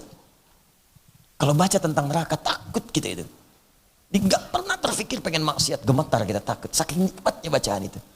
Dan kalau bacaan masuk di ayat doa, Nabi berhenti sejenak berdoa. Sehingga terasa kehusyuannya. Ya. Tak sadar kata Hudzaifah al-Yamani sudah 100 ayat Al-Baqarah. Rukuklah kami. Ya, kemudian Abdullah bin Mas'ud penasaran. Besoknya beliau ikut di belakang Nabi. Betul, nikmat di belakang Nabi. Tak sadar sampai 100 ayat Al-Baqarah. Aku kira rukuk, ternyata terus. Selesai Al-Baqarah 286 ayat. Aku kira rukuk, ternyata nyambung Ali Imran. 200 ayat. Enak rasanya. Aku kira akan rukuk, nyambung lagi An-Nisa. 176 ayat. Rakaat pertama 5 juz 4 halaman. Baru kemudian rukuk. Besoknya nggak pada ikutan lagi. Ya. Bukan karena panjang capeknya, bukan, nikmat. Cuman kata Abdullah bin Mas'ud, aku selalu menduga di sini nggak posisi rukunya. Di sini bukan.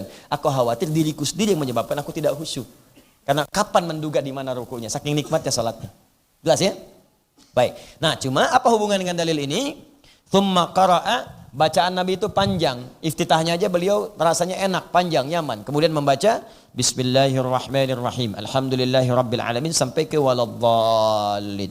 Jadi mulai iftitahnya pun kalau sedang beliau santai itu pilih iftitah yang paling panjang, nyaman, baru masuk ke Al-Fatihah dibaca dengan Bismillahirrahmanirrahim. Ini dalil yang ketiga yang menunjukkan bahwa ada dalil bolehnya membaca bismillah dengan jahar. Ya, dengan kencang, keras. Yang keempat, hadis Anas lagi radhiyallahu taala anhu, ya. Baina Rasulullah sallallahu alaihi wasallam dzata yaumin baina adharina id aghfa ighfa'ah thumma rafa'a ra'sahu mutabassiman. Ya, faqala ma adhakaka ya Rasulullah? Qala nazalat alayya anifan suratun faqara bismillahirrahmanirrahim inna a'tainakal kautsar. Yang 3 tadi itu dalil baca bismillah di Al-Fatihah jahar. Nah, dalil yang keempat ini untuk menguatkan dalil baca bismillah sebelum setiap surat. Jadi setiap mau masuk surat, bismillahirrahmanirrahim baca lagi. Apa dalilnya? Ya kata Imam Asy-Syafi'i, ini cerdas beliau nih. Kata Imam Asy-Syafi'i, dalil saya bolehnya baca bismillahirrahmanirrahim sebelum surat setelah Al-Fatihah. Masuk surat, baca lagi. Apa dalilnya? Ini ada hadisnya sahih. Ya, diriwayatkan oleh Imam Muslim, Imam An-Nasai, Imam At-Tirmidzi. Hadisnya sahih, sepakat semua ulama hadis. Apa hadisnya? Dari Anas radhiyallahu taala anhu disampaikan satu kali Nabi sedang duduk di sekitaran kami. Ya, di antara bahu-bahu kami seperti ini, tiba-tiba beliau menunduk. Nunduk seperti ini. Ya, kayak orang kelihatan tidur singkat gitu begini, tapi tersenyum setelah itu. Senyum bangun. Rupanya pada saat itu sedang turun ayat. Saking khusyuknya menerima ayat itu beliau diam. Anda kan kalau mendengar sesuatu kalau khusyuk kan menyimak seperti ini kan? Ya kan? Jumatan begini kan? Tiba-tiba ada simfoni itu ya, kemudian keluar. Itu khusyuk. Nah, Nabi itu begitu. Itu namanya aghfa ighfa. Diam, bersenyum. Senyum. Apa yang disenyumkan? Bertanya sahabat, "Ma adhaka ya Rasulullah?" Ya Rasulullah, kenapa engkau senyum sampai terlihat tertawa gembira? Kata Nabi, "Nazalat alayya suratun." Barusan turun satu surah kepada saya. Ketika menyebutkan surah itu sebelum dibaca surahnya, Nabi baca Bismillahirrahmanirrahim. Inna a'tainakal kautsar fasalli li rabbika wanhar inna syani'aka huwal. Masyaallah, alhamdulillah. Jaminan langsung dari Allah, satu-satunya nabi yang sebelum wafat turun satu surah menjamin kemuliaan bagi beliau. Kata Allah, inna a'tainakal kautsar. Muhammad SAW, kami pastikan untukmu satu jaminan, engkau akan mendapatkan kenikmatan surga yang sangat indah nanti. Ya, katsir banyak, kautsar lebih banyak lagi. Ini satu-satunya nabi sebelum wafat ada jaminan surga dari Allah Subhanahu wa taala. Nabi Muhammad sallallahu alaihi wasallam. Walaupun dijamin surga, masih istighfar, masih sholat, masih puasa, masih baca Quran, Ramadan khatam, sebelum wafat 2 kali khatam. Gitu. Ini banyak orang, Nabi bukan, Rasul bukan, dengan surga belum jelas, amalan berantakan, hisab menegangkan, cita-cita surga Firdaus bersama Nabi, ya sholat belang betong, gitu kan, baca Quran jarang, dan seterusnya. Bagaimana bisa mendapatkan apa yang diharapkan? Jelas ya? Tahu belang betong nggak? Ya, itu bahasa Perancis tuh. Baik, nah ini kalimat tadi Bismillahirrahmanirrahim ketika disebutkan oleh Nabi menyatu dengan surat itu dalil Imam Syafi'i. Kata Imam Syafi'i boleh baca Bismillahirrahmanirrahim sebelum surat. Dalilnya apa? Hadis ini hadisnya sahih. Ketika turun surah Inna a'tainakal kautsar, Nabi baca sebelumnya Bismillahirrahmanirrahim. Jadi kalau ada orang baca mengimami setelah waladhdallin dia baca lagi Bismillahirrahmanirrahim. Inna a'tainakal kautsar. Boleh. Dengan dalil hadis ini. Ya, Bismillahirrahmanirrahim. Alif lam mim. Boleh. Dengan dalil hadis ini. Sah. Jelas sampai sini? Nah, jadi jangan disoal nanti kalau ada yang mengimami bacaannya seperti itu. Paham ya? Dimanapun kita sholat. Ya, awas, walaupun beda pendapat, jangan. Dalam hati pun jangan disoal. Jangan disoal. Ya. Bismillahirrahmanirrahim. Kita beda pendapat, diikutin tapi hati nggak nyaman. Jangan, tetap nyamankan. Ini dalilnya saya sudah tahu. Bismillahirrahmanirrahim. Pendapat doif. No, tidak. Nggak ada begitu. Tetap ikuti, amalkan karena makmum itu ikut imam. Terakhir, pendapat rasional, logis, dalil akal. Ya, kata Imam Asy-Syafi'i, wastadallu aidan bidalilin ma'qulin, dan para mazhab Imam Asy-Syafi'i ini para ulamanya berpendapat dengan dalil rasionalitas akal.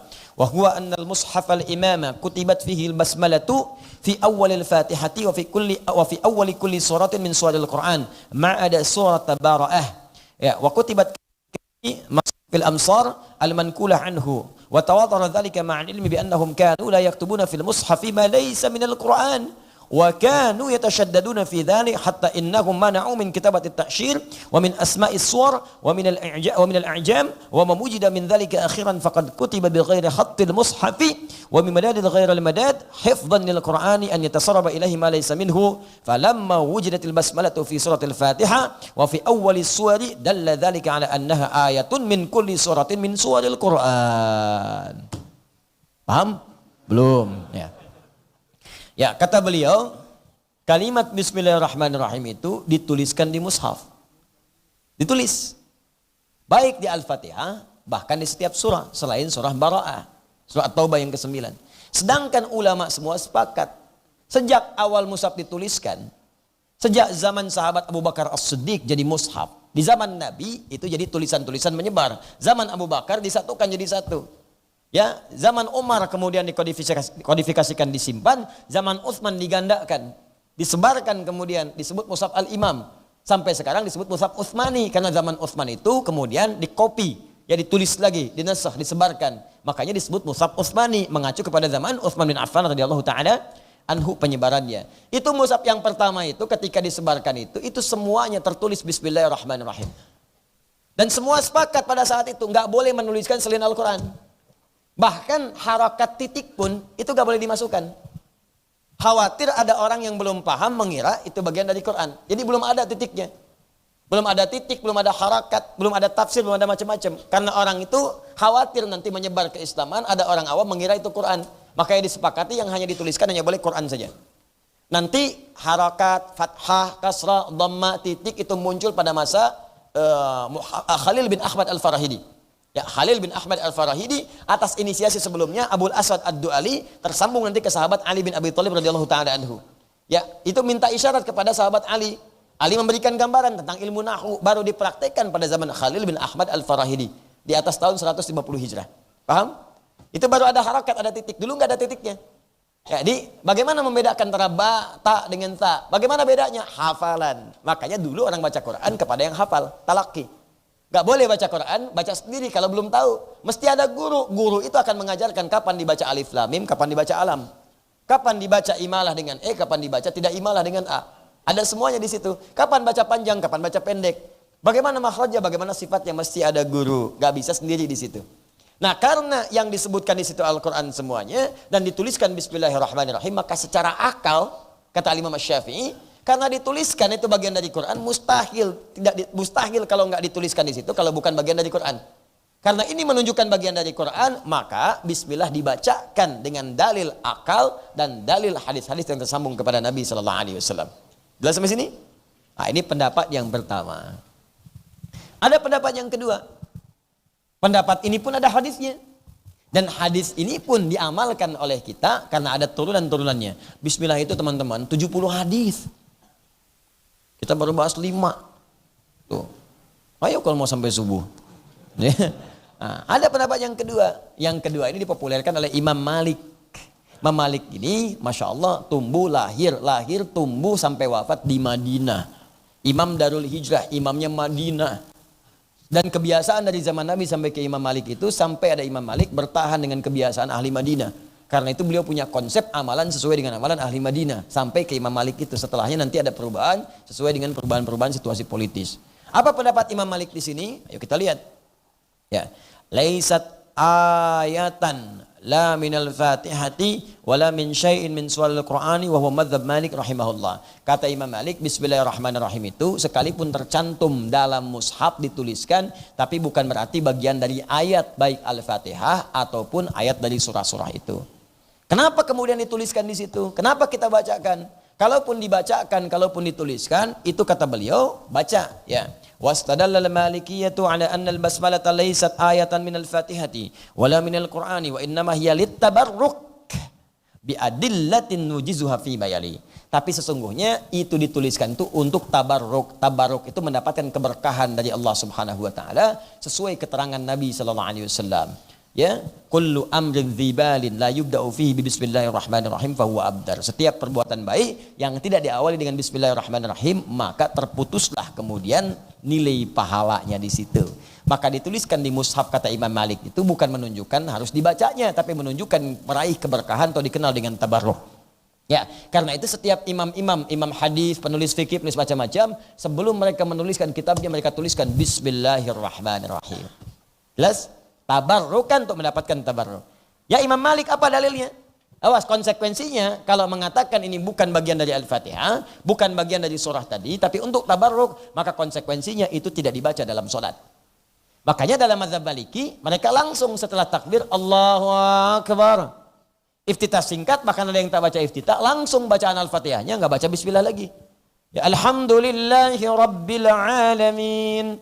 Alhamdulillahi Rabbil Alamin. Langsung. Nggak dibaca bismillahnya. Nggak sirnya nggak ada. Jahar tidak, sir tidak, nggak dibaca sama sekali. Alhamdulillahi Rabbil Alamin. Jelas? Nah, itu kalau dibacakan demikian, maka ini mengacu pada Maliki. Maliki, dalil yang diambil oleh Imam Malik kemudian dipraktekan dan diikuti kemudian oleh murid-muridnya. Sekarang menyebar mazhabnya di Afrika Utara, Libya, Tunisia, Aljazair, Maroko, sampai nyebrang dikit Mediterania, Italia, Spanyol, Prancis, itu Maliki itu. Maliki. Jadi kalau Anda nanti ke arah sana, ya, Anda ke Libya, ke Tunisia, Aljazair, Maroko, terus sampai sana, itu jangan kaget kalau imamnya tiba-tiba baru takbir, Allahu Akbar, Alhamdulillahi Rabbil Alamin. Nah, itu tandanya dia masuk kepada mazhab apa? Maliki. Tapi nggak usah disebutkan, nggak usah dikomentari. Ikuti aja salatnya. Allahu Akbar, Alhamdulillahi Rabbil Alamin. Maliki. Nah, tidak. Ya, biarkan. Nah, itu apa dalilnya? Ini yang perlu kita tahu. Jadi jangan sampai nanti kita menyalahkan tapi nggak tahu dalil. Ya, kalau tidak tahu sesuatu, jangan diungkapkan, khawatir nanti aibnya kembali kepada kita masing-masing. Ya, tong kosong, ya belum tentu nyaring juga. Kalau tongnya terbuat dari plastik. Baik, awalan yang pertama, hadisu, nanti kita terakhir bahas ini. Setelah ini kita akan dengarkan, insya Allah ada teman-teman karantina yang telah menghafal Quran 30 hari di sini. Pemantapan insya Allah ada yang sudah selesai dan ada malam ini mungkin yang ingin membacakan 3 surah terakhir dari selesai 30 juz selama ada di sini insya Allah. Awalan pertama hadis Aisyah radhiyallahu taala anha, berdasar hadis dari ibunda orang-orang beriman Ummul Mukminin Sayyidah Aisyah radhiyallahu taala anha qalat, beliau menyampaikan, kana Rasulullah sallallahu alaihi wasallam yaftatihu salata bit takbiri wal qiraat ya bilhamdulillahi rabbil alamin. Adalah Nabi sallallahu alaihi wasallam yaftatihu salata bit takbir, membuka salat dengan takbir. Jadi salat takbir itu pembuka salat. Wal qiraata, dan bacaan Al-Fatihahnya dengan alhamdulillahi rabbil alamin. Jadi ketika Sayyidah Aisyah salat di belakang Nabi, itu Nabi enggak baca bismillah. Langsung alhamdulillahi rabbil alamin. Jelas? Ya, ini menarik nih. Coba perhatikan tadi yang dari awal. Masih ingat gak? Ibnu Abbas salat di belakang Nabi. Nabi bacanya bismillahirrahmanirrahim. Abu Hurairah salat di belakang Nabi. Apa bacaannya? Bismillahirrahmanirrahim. Anas pernah salat di belakang Nabi. Apa bacaannya? Bismillahirrahmanirrahim. Tapi pernah Sayyidah Aisyah salat di belakang Nabi. Apa bacaannya? Alhamdulillahirabbil alamin. Nah, itu dulu sebagai gambaran sekilas. Teruskan dulu, nanti saya akan tarik benang. Ya, bukan tidak hanya merah, mungkin putih gitu kan, yang lain. Yang penting jalurnya. Ya, thaniyan, dalil kedua. Hadis Anas kama fi sahihaini. Hadis riwayat Anas bin Malik. Ini menarik nih. Anas ini mengalami 2 situasi. Satu, pernah salat di belakang Nabi, bacaannya bismillahirrahmanirrahim, tadi kalimat disampaikan. Yang kedua, pernah juga Nabi menyampaikan. Apa bacaannya? Kita lihat. Dan riwayat Anas ini disebutkan langsung di hadis Al-Bukhari dan Muslim. Ya, 2 kitab yang memang dua-duanya sandaran paling sahih dalam referensi hadis kepada Nabi sallallahu alaihi wasallam. Ya, di urutan pertama hadis itu ada 7 tingkatan. Pertama, mattafaqu alaihi Al-Bukhari wal Muslim, yang disepakati Al-Imam Al-Bukhari dan Muslim. Itu nomor 1. Yang kedua, man farada alaihi Al-Bukhari. Al-Imam Al-Bukhari saja yang meriwayatkan, Muslim tidak. Yang ketiga, man farada alaihi Muslim, Imam Muslim saja, yang lain tidak. Yang keempat, ma tawaffara fihi syurutul Bukhari wa Muslim. Ya, walam yarwihima. Ya, yang diriwayatkan yang sesuai dengan syarat Al-Bukhari dan Muslim, tapi keduanya tidak meriwayatkan. Ya, yang kelima nanti, ma tawaffara fihi syurut Al-Bukhari walam yarwihi. Apa yang sesuai dengan syarat Al-Imam Al-Bukhari cuman enggak diriwayatkan oleh Imam Al-Bukhari. Yang keenam, ma tawaffara fihi syurutul Muslim walam yarwihi. Apa yang sesuai dengan syarat Imam Muslim tapi Imam Muslim enggak meriwayatkan. Baru yang ketujuh yang lain-lainnya, yang Sunan, Ibnu Majah, At-Tirmidzi dan sebagainya. Jelas ya? Dan ini tingkat nomor 1. Tingkat nomor 1 dalam standarisasi validitas hadis. Apa dalilnya? Qala shallaitu khalfan nabi sallallahu alaihi wasallam wa Abi Bakr wa Umar wa Uthman fakanu yaftatihuna bilhamdulillahi rabbil alamin. Kata Anas, saya pernah salat di belakang Nabi, pernah juga salat di belakang Abu Bakar, pernah juga salat di belakang Umar, pernah juga salat di belakang Uthman, dan pengalaman saya sepanjang saya salat di belakang mereka, bacaannya Al-Fatihah selalu dibuka dengan alhamdulillahi rabbil alamin. Jelas? Nah, ini yang menjadikan dalil Anas menyampaikan bahwa saya salat di belakang Nabi, belakang Umar, belakang Abu Bakar sebelumnya, belakang Uthman, mereka semua membaca dengan Alhamdulillahirabbil alamin tanpa bacaan Bismillahirrahmanirrahim. Baik, satu. Tapi jangan langsung disimpulkan, karena kan yang salat di belakang Nabi itu bukan Anas saja. Ada yang lain juga. Ibnu Abbas pernah di belakang Nabi, Ibnu Umar pernah di belakang Nabi, Ali pernah di belakang Nabi, kan? Yang salat di belakang Abu Bakar pun bukan Anas saja, yang lain juga pernah. Jelas ya? Tapi apakah kemudian bacaannya sama langsung Alhamdulillah? Belum tentu. Ada situasi tertentu ketika Nabi salat baca Bismillahirrahmanirrahim, yang di belakang Nabi bukan orang yang sama, mungkin beda. Kan Nabi kan gak tinggal di satu tempat yang sama. Kadang ke Badar, kadang ke Khandaq, kadang ke Tabuk. Kan setiap Nabi pergi gak semua sahabat ikut, kosong Madinah kalau begitu. Ya kan? Ya ikut sebagian, yang lain tinggal. Kadang-kadang di tempat ini turun satu surah, yang lain tidak tahu. Kadang baca yang riwayat ini, yang lain tidak kedapatan di situ. Maka sikap sahabat itu, apa yang mereka alami itu yang mereka kerjakan. Mereka nggak akan ambil riwayat lain. Jadi kalau ada orang pernah sholat di belakang Nabi, Nabi baca Bismillahirrahmanirrahim, itu yang akan dipraktikkan. Karena langsung terlihat oleh matanya, terdengar dengan telinganya. Kalaupun ada riwayat lain, dia nggak akan pilih. Walaupun tahu itu, cuma yang dipraktikkan apa yang pernah mereka alami. Jelas? Di tempat lain sahabat yang beda mendapati yang beda, maka itu yang dipraktikkan. Itu persis kejadian Wa'il dengan Abu Hurairah. Wa'il sholat di belakang Nabi, melihat Nabi turun, sujud pakai lutut duluan. Wa'il bin Hujr. Abu Hurairah ketika melihat di belakang Nabi, turunnya pakai telapak tangan duluan. Walaupun Abu Hurairah tahu hadis tentang lutut, dan Wa'il tahu hadis tentang telapak tangan, tapi Wa'il mempraktikkan yang lutut, Abu Hurairah mempraktikkan yang telapak tangan. Jelas? Dan mereka tidak pernah bertengkar. Nggak pernah ada buku sejarah mengatakan Wa'il dan Abu Hurairah pernah bertengkar. Gara-gara mau turun pakai sujud, pakai telapak tangan atau pakai lutut. Mustahil, tidak ada. Paham? Dalil selanjutnya. Wa fi riwayat Muslim, dan dalam riwayat Muslim, la yadhkurun Bismillahirrahmanirrahim la fi awwali qira'atin wa la fi akhiriha. Dalam riwayat Muslim ditegaskan tidak dibacakan Bismillahirrahmanirrahim, tidak di awal bacaan juga tidak di akhirnya. Yang ketiga ini yang terkait dengan dalil Imam Malik. Ada 5 dalil juga. Ya, saya tutup sampai di sini. Yang ketiga dalilnya hadis qudsi. Saya sering bacakan hadis ini, ya. Disampaikan dari Abi Hurairah radhiyallahu taala anhu, sami'tu Rasulullah sallallahu alaihi wasallam yaqul, kata Abu Hurairah radhiyallahu taala anhu, saya pernah mendengar Rasulullah sallallahu alaihi wasallam pernah menyampaikan hadisnya qudsi. Qala Allah azza wa jalla, Allah pernah menyampaikan berfirman di hadis qudsi, qasamtu shalah baini wa baina 'abdi. Saya bagi salat antara aku dengan hambaku pada 2 bagian. Wali abdi ma sa'ala, dan hambaku akan mendapatkan bagiannya jika benar dia menunaikan bagianku. Di dalam salat itu ada 2 hak, sering saya sampaikan, ada 2 kewajiban. 1 hak Allah, kewajiban kita, 2 hak kita, kewajiban Allah kepada kita. Kalau kita benar menunaikan kewajiban kita kepada Allah, maka semua hak kita akan diberikan sempurna oleh Allah Subhanahu wa taala. Nah, apa detailnya? Baru dibacakan. Idza qala al-'abdu, fa idza qala al-'abdu, jika hambaku mulai membaca dalam salatnya, alhamdulillahirabbil alamin. Alhamdulillahirabbil alamin. Qala Allah azza wa jalla, maka bacaan itu dijawab oleh Allah. Jawabannya, ya asna alayya 'abdi, hambaku sedang memujiku. Wa idza qala al-'abdu ar-rahmanir rahim, ya, jika hambaku sedang membaca ar-rahmanir rahim. Tadi hamadani 'abdi, hambaku memujiku. Jika membaca ar-rahmanir rahim, qala Allah azza wa jalla asna alayya 'abdi, hambaku sedang menyanjungku.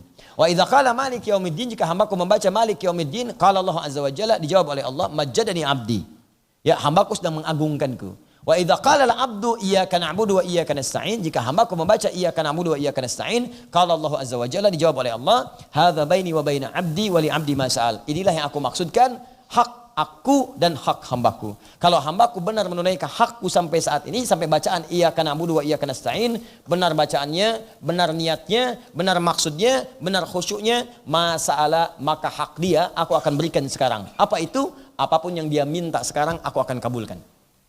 Aku akan kabulkan.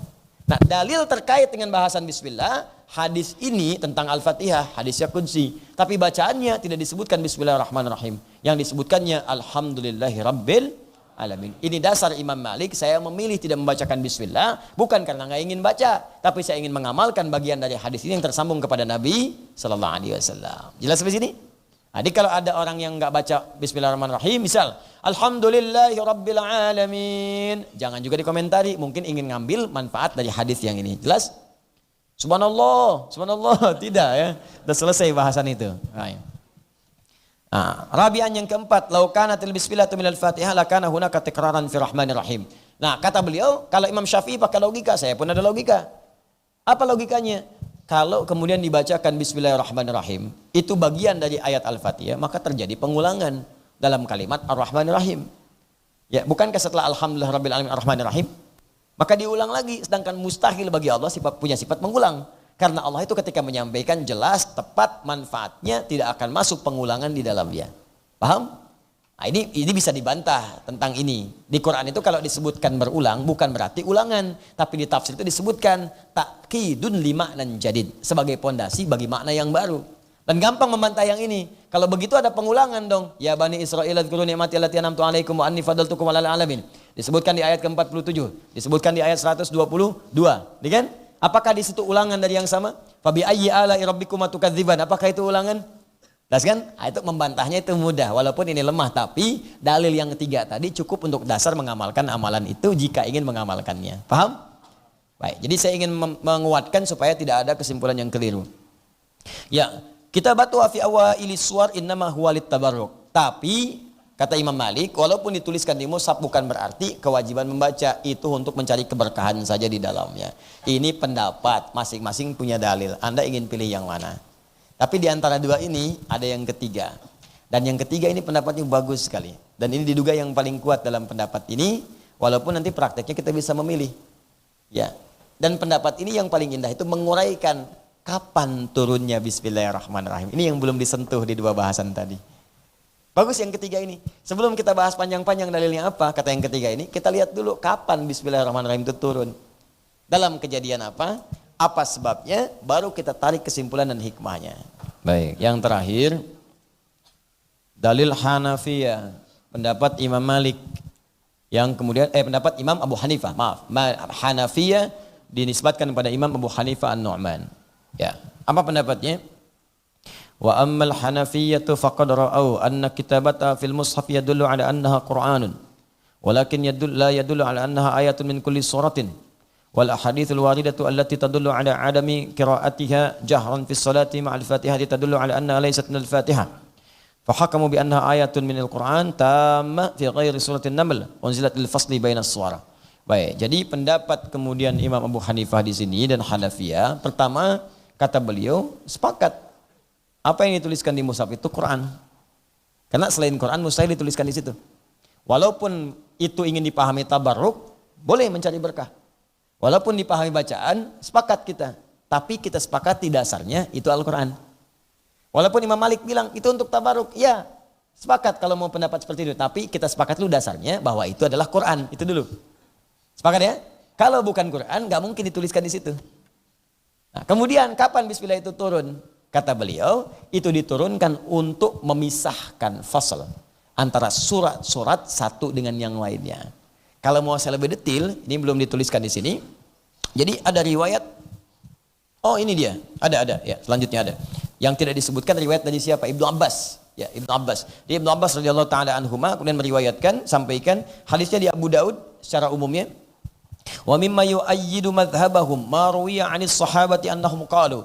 Dan yang menguatkan pendapat ini adalah riwayat dari sahabat, banyak sahabat, khususnya Ibnu Abbas radhiyallahu taala anhuma. Ada di Abu Daud, lihat di Jami'ul Ahkam Al-Qurtubi ya, di juz yang pertama halaman 95. Itu rujukannya.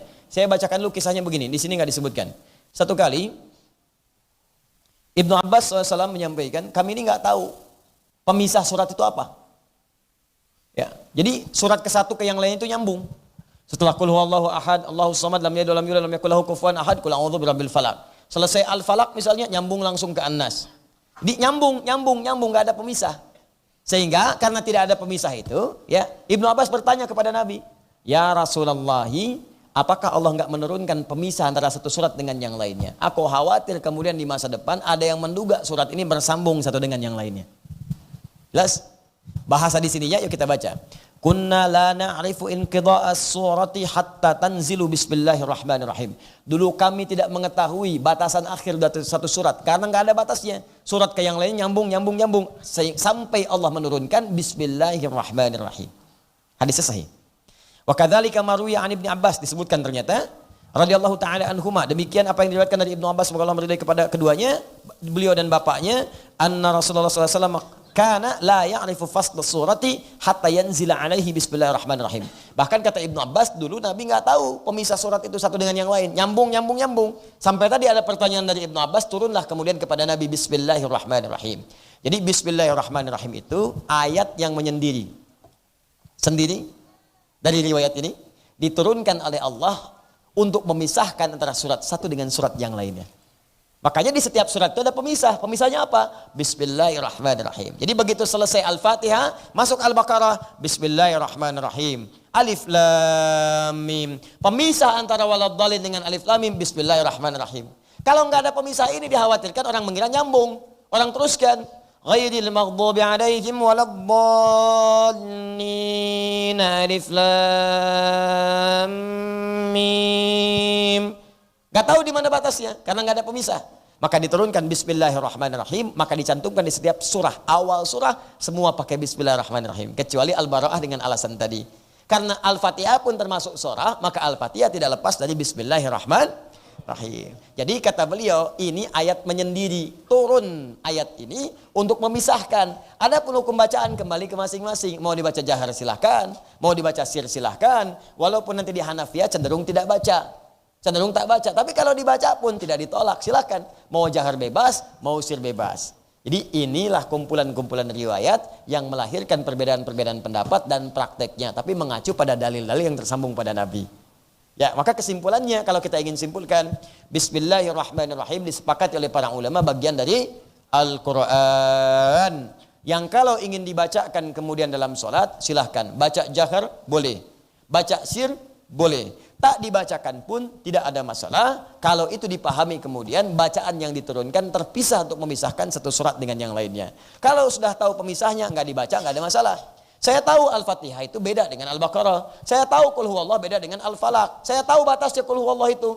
Walam yakul lahu kufuwan ahad, selesai surah Al-Ikhlas. Selanjutnya Al-Falaq. Karena sudah tahu saya nggak baca bismillah lagi nggak ada masalah. Kalau ingin memahamkan pada orang lain bahwa ini loh selesai suratnya, pindah ke surat lain, bacalah bismillah. Jelas ya? Ya. La yukallifullahu nafsan illa laha ma kasabat wa 'alaiha mak. Rabbana la tu'akhidhna in nasina. Rabbana wa la tahmil 'alaina isran kama hamaltahu 'alal ladzina min. Rabbana wa la tuhammilna ma la wa'fu anna warhamna fansurna. Nah, begitu selesai baru satu ayat kita pengen nyambung ke surah berikutnya. Bagaimana cara menyambungkannya? Bismillahirrahmanirrahim. Alif Lam Mim. Allahu la ilaha illa huwal hayyul qayyum. Allahu akbar. Di begitu Al-Baqarah selesai, nyambung ke Ali Imran. Untuk membedakan Al-Baqarah tuntas masuk ke Ali Imran, baca pertengahannya Bismillahirrahmanirrahim. Jelas? Atau misalnya kita baca di Al-Baqarah itu, misalnya atau surah dalam Al-Quran, kita lupa pengen pindah surat ke yang lain. Bismillahirrahmanirrahim.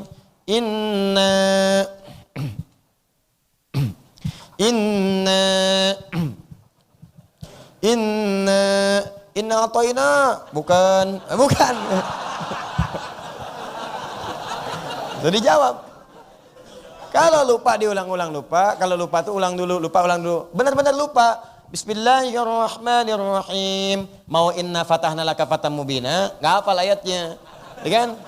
Inna fatahna, kan udah Fatihah di belakang kan?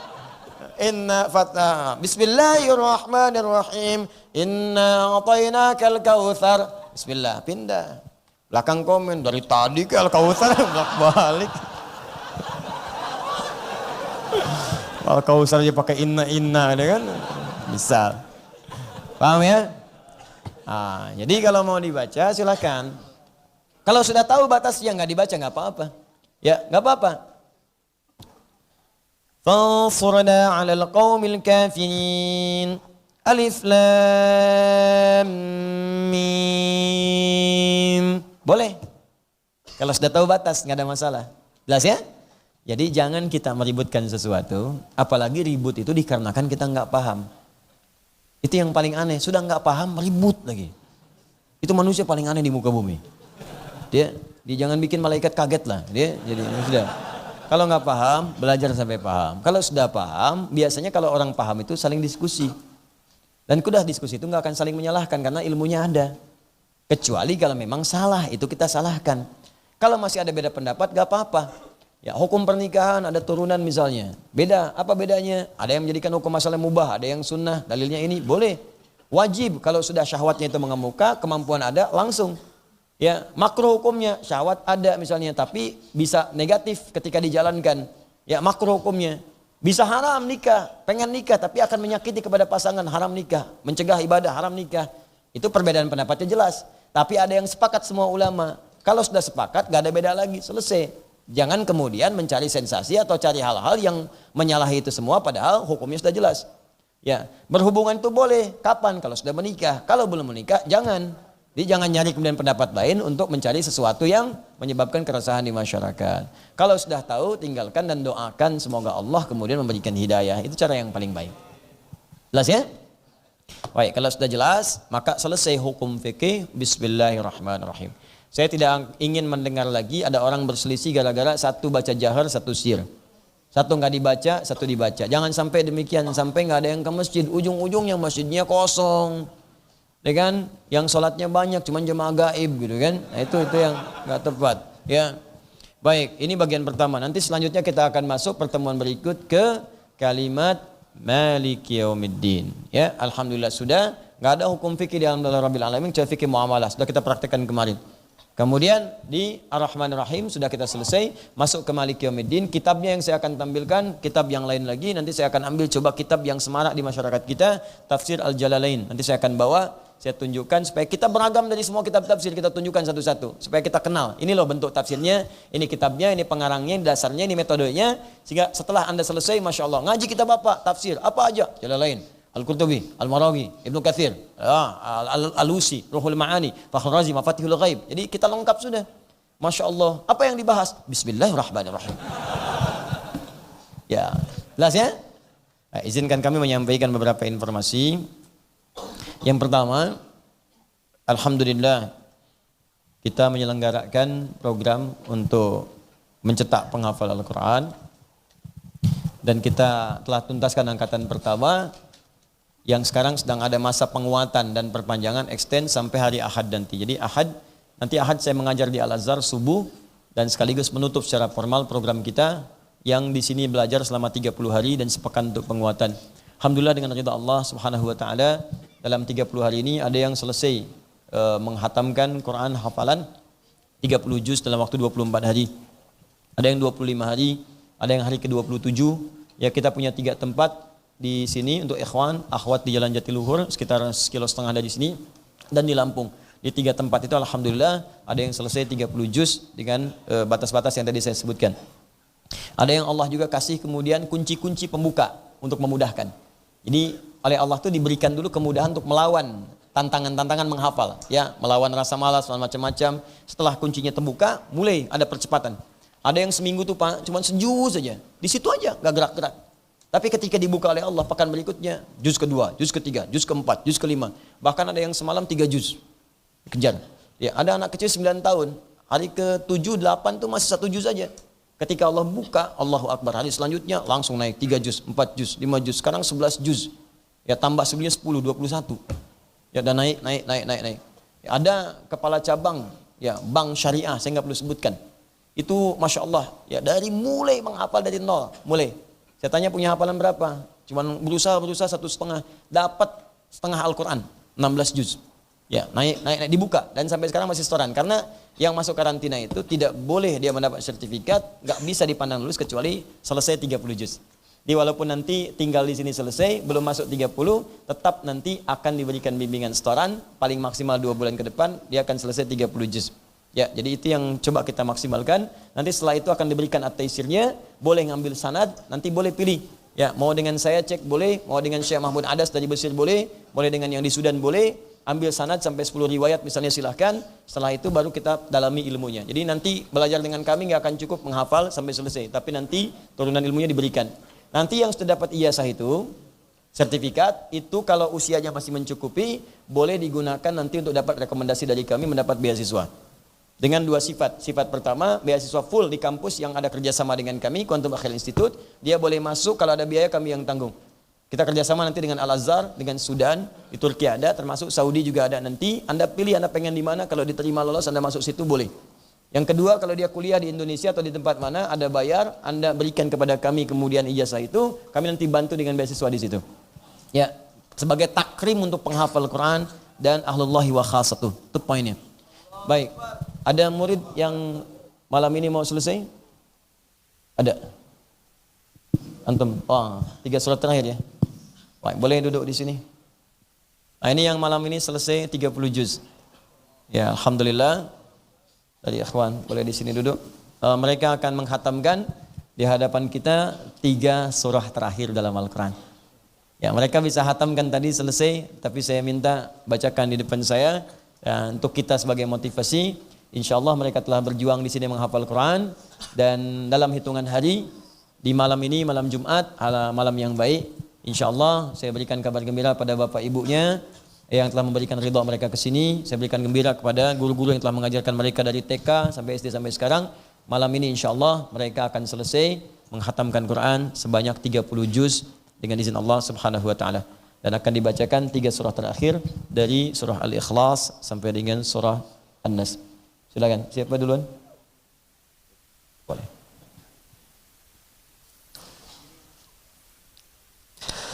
Bismillahirrahmanirrahim. Qul huwallahu ahad, Allahus samad, lam yalid wa lam yulad, wa lam yakul lahu kufuwan ahad. Bismillahirrahmanirrahim. Qul a'udzu birabbil falaq, min syarri ma khalaq, wa min syarri ghasiqin idza waqab, wa min syarri naffasati fil uqad, wa min syarri hasidin idza hasad. Bismillahirrahmanirrahim. Qul a'udzu birabbin nas, malikin nas, ilahin nas, min syarril waswasil khannas, alladhi yuwaswisu fi sudurin nas, minal jinnati wan nas. Alhamdulillah. Sadaqallah. Satu lagi. Ta'awud.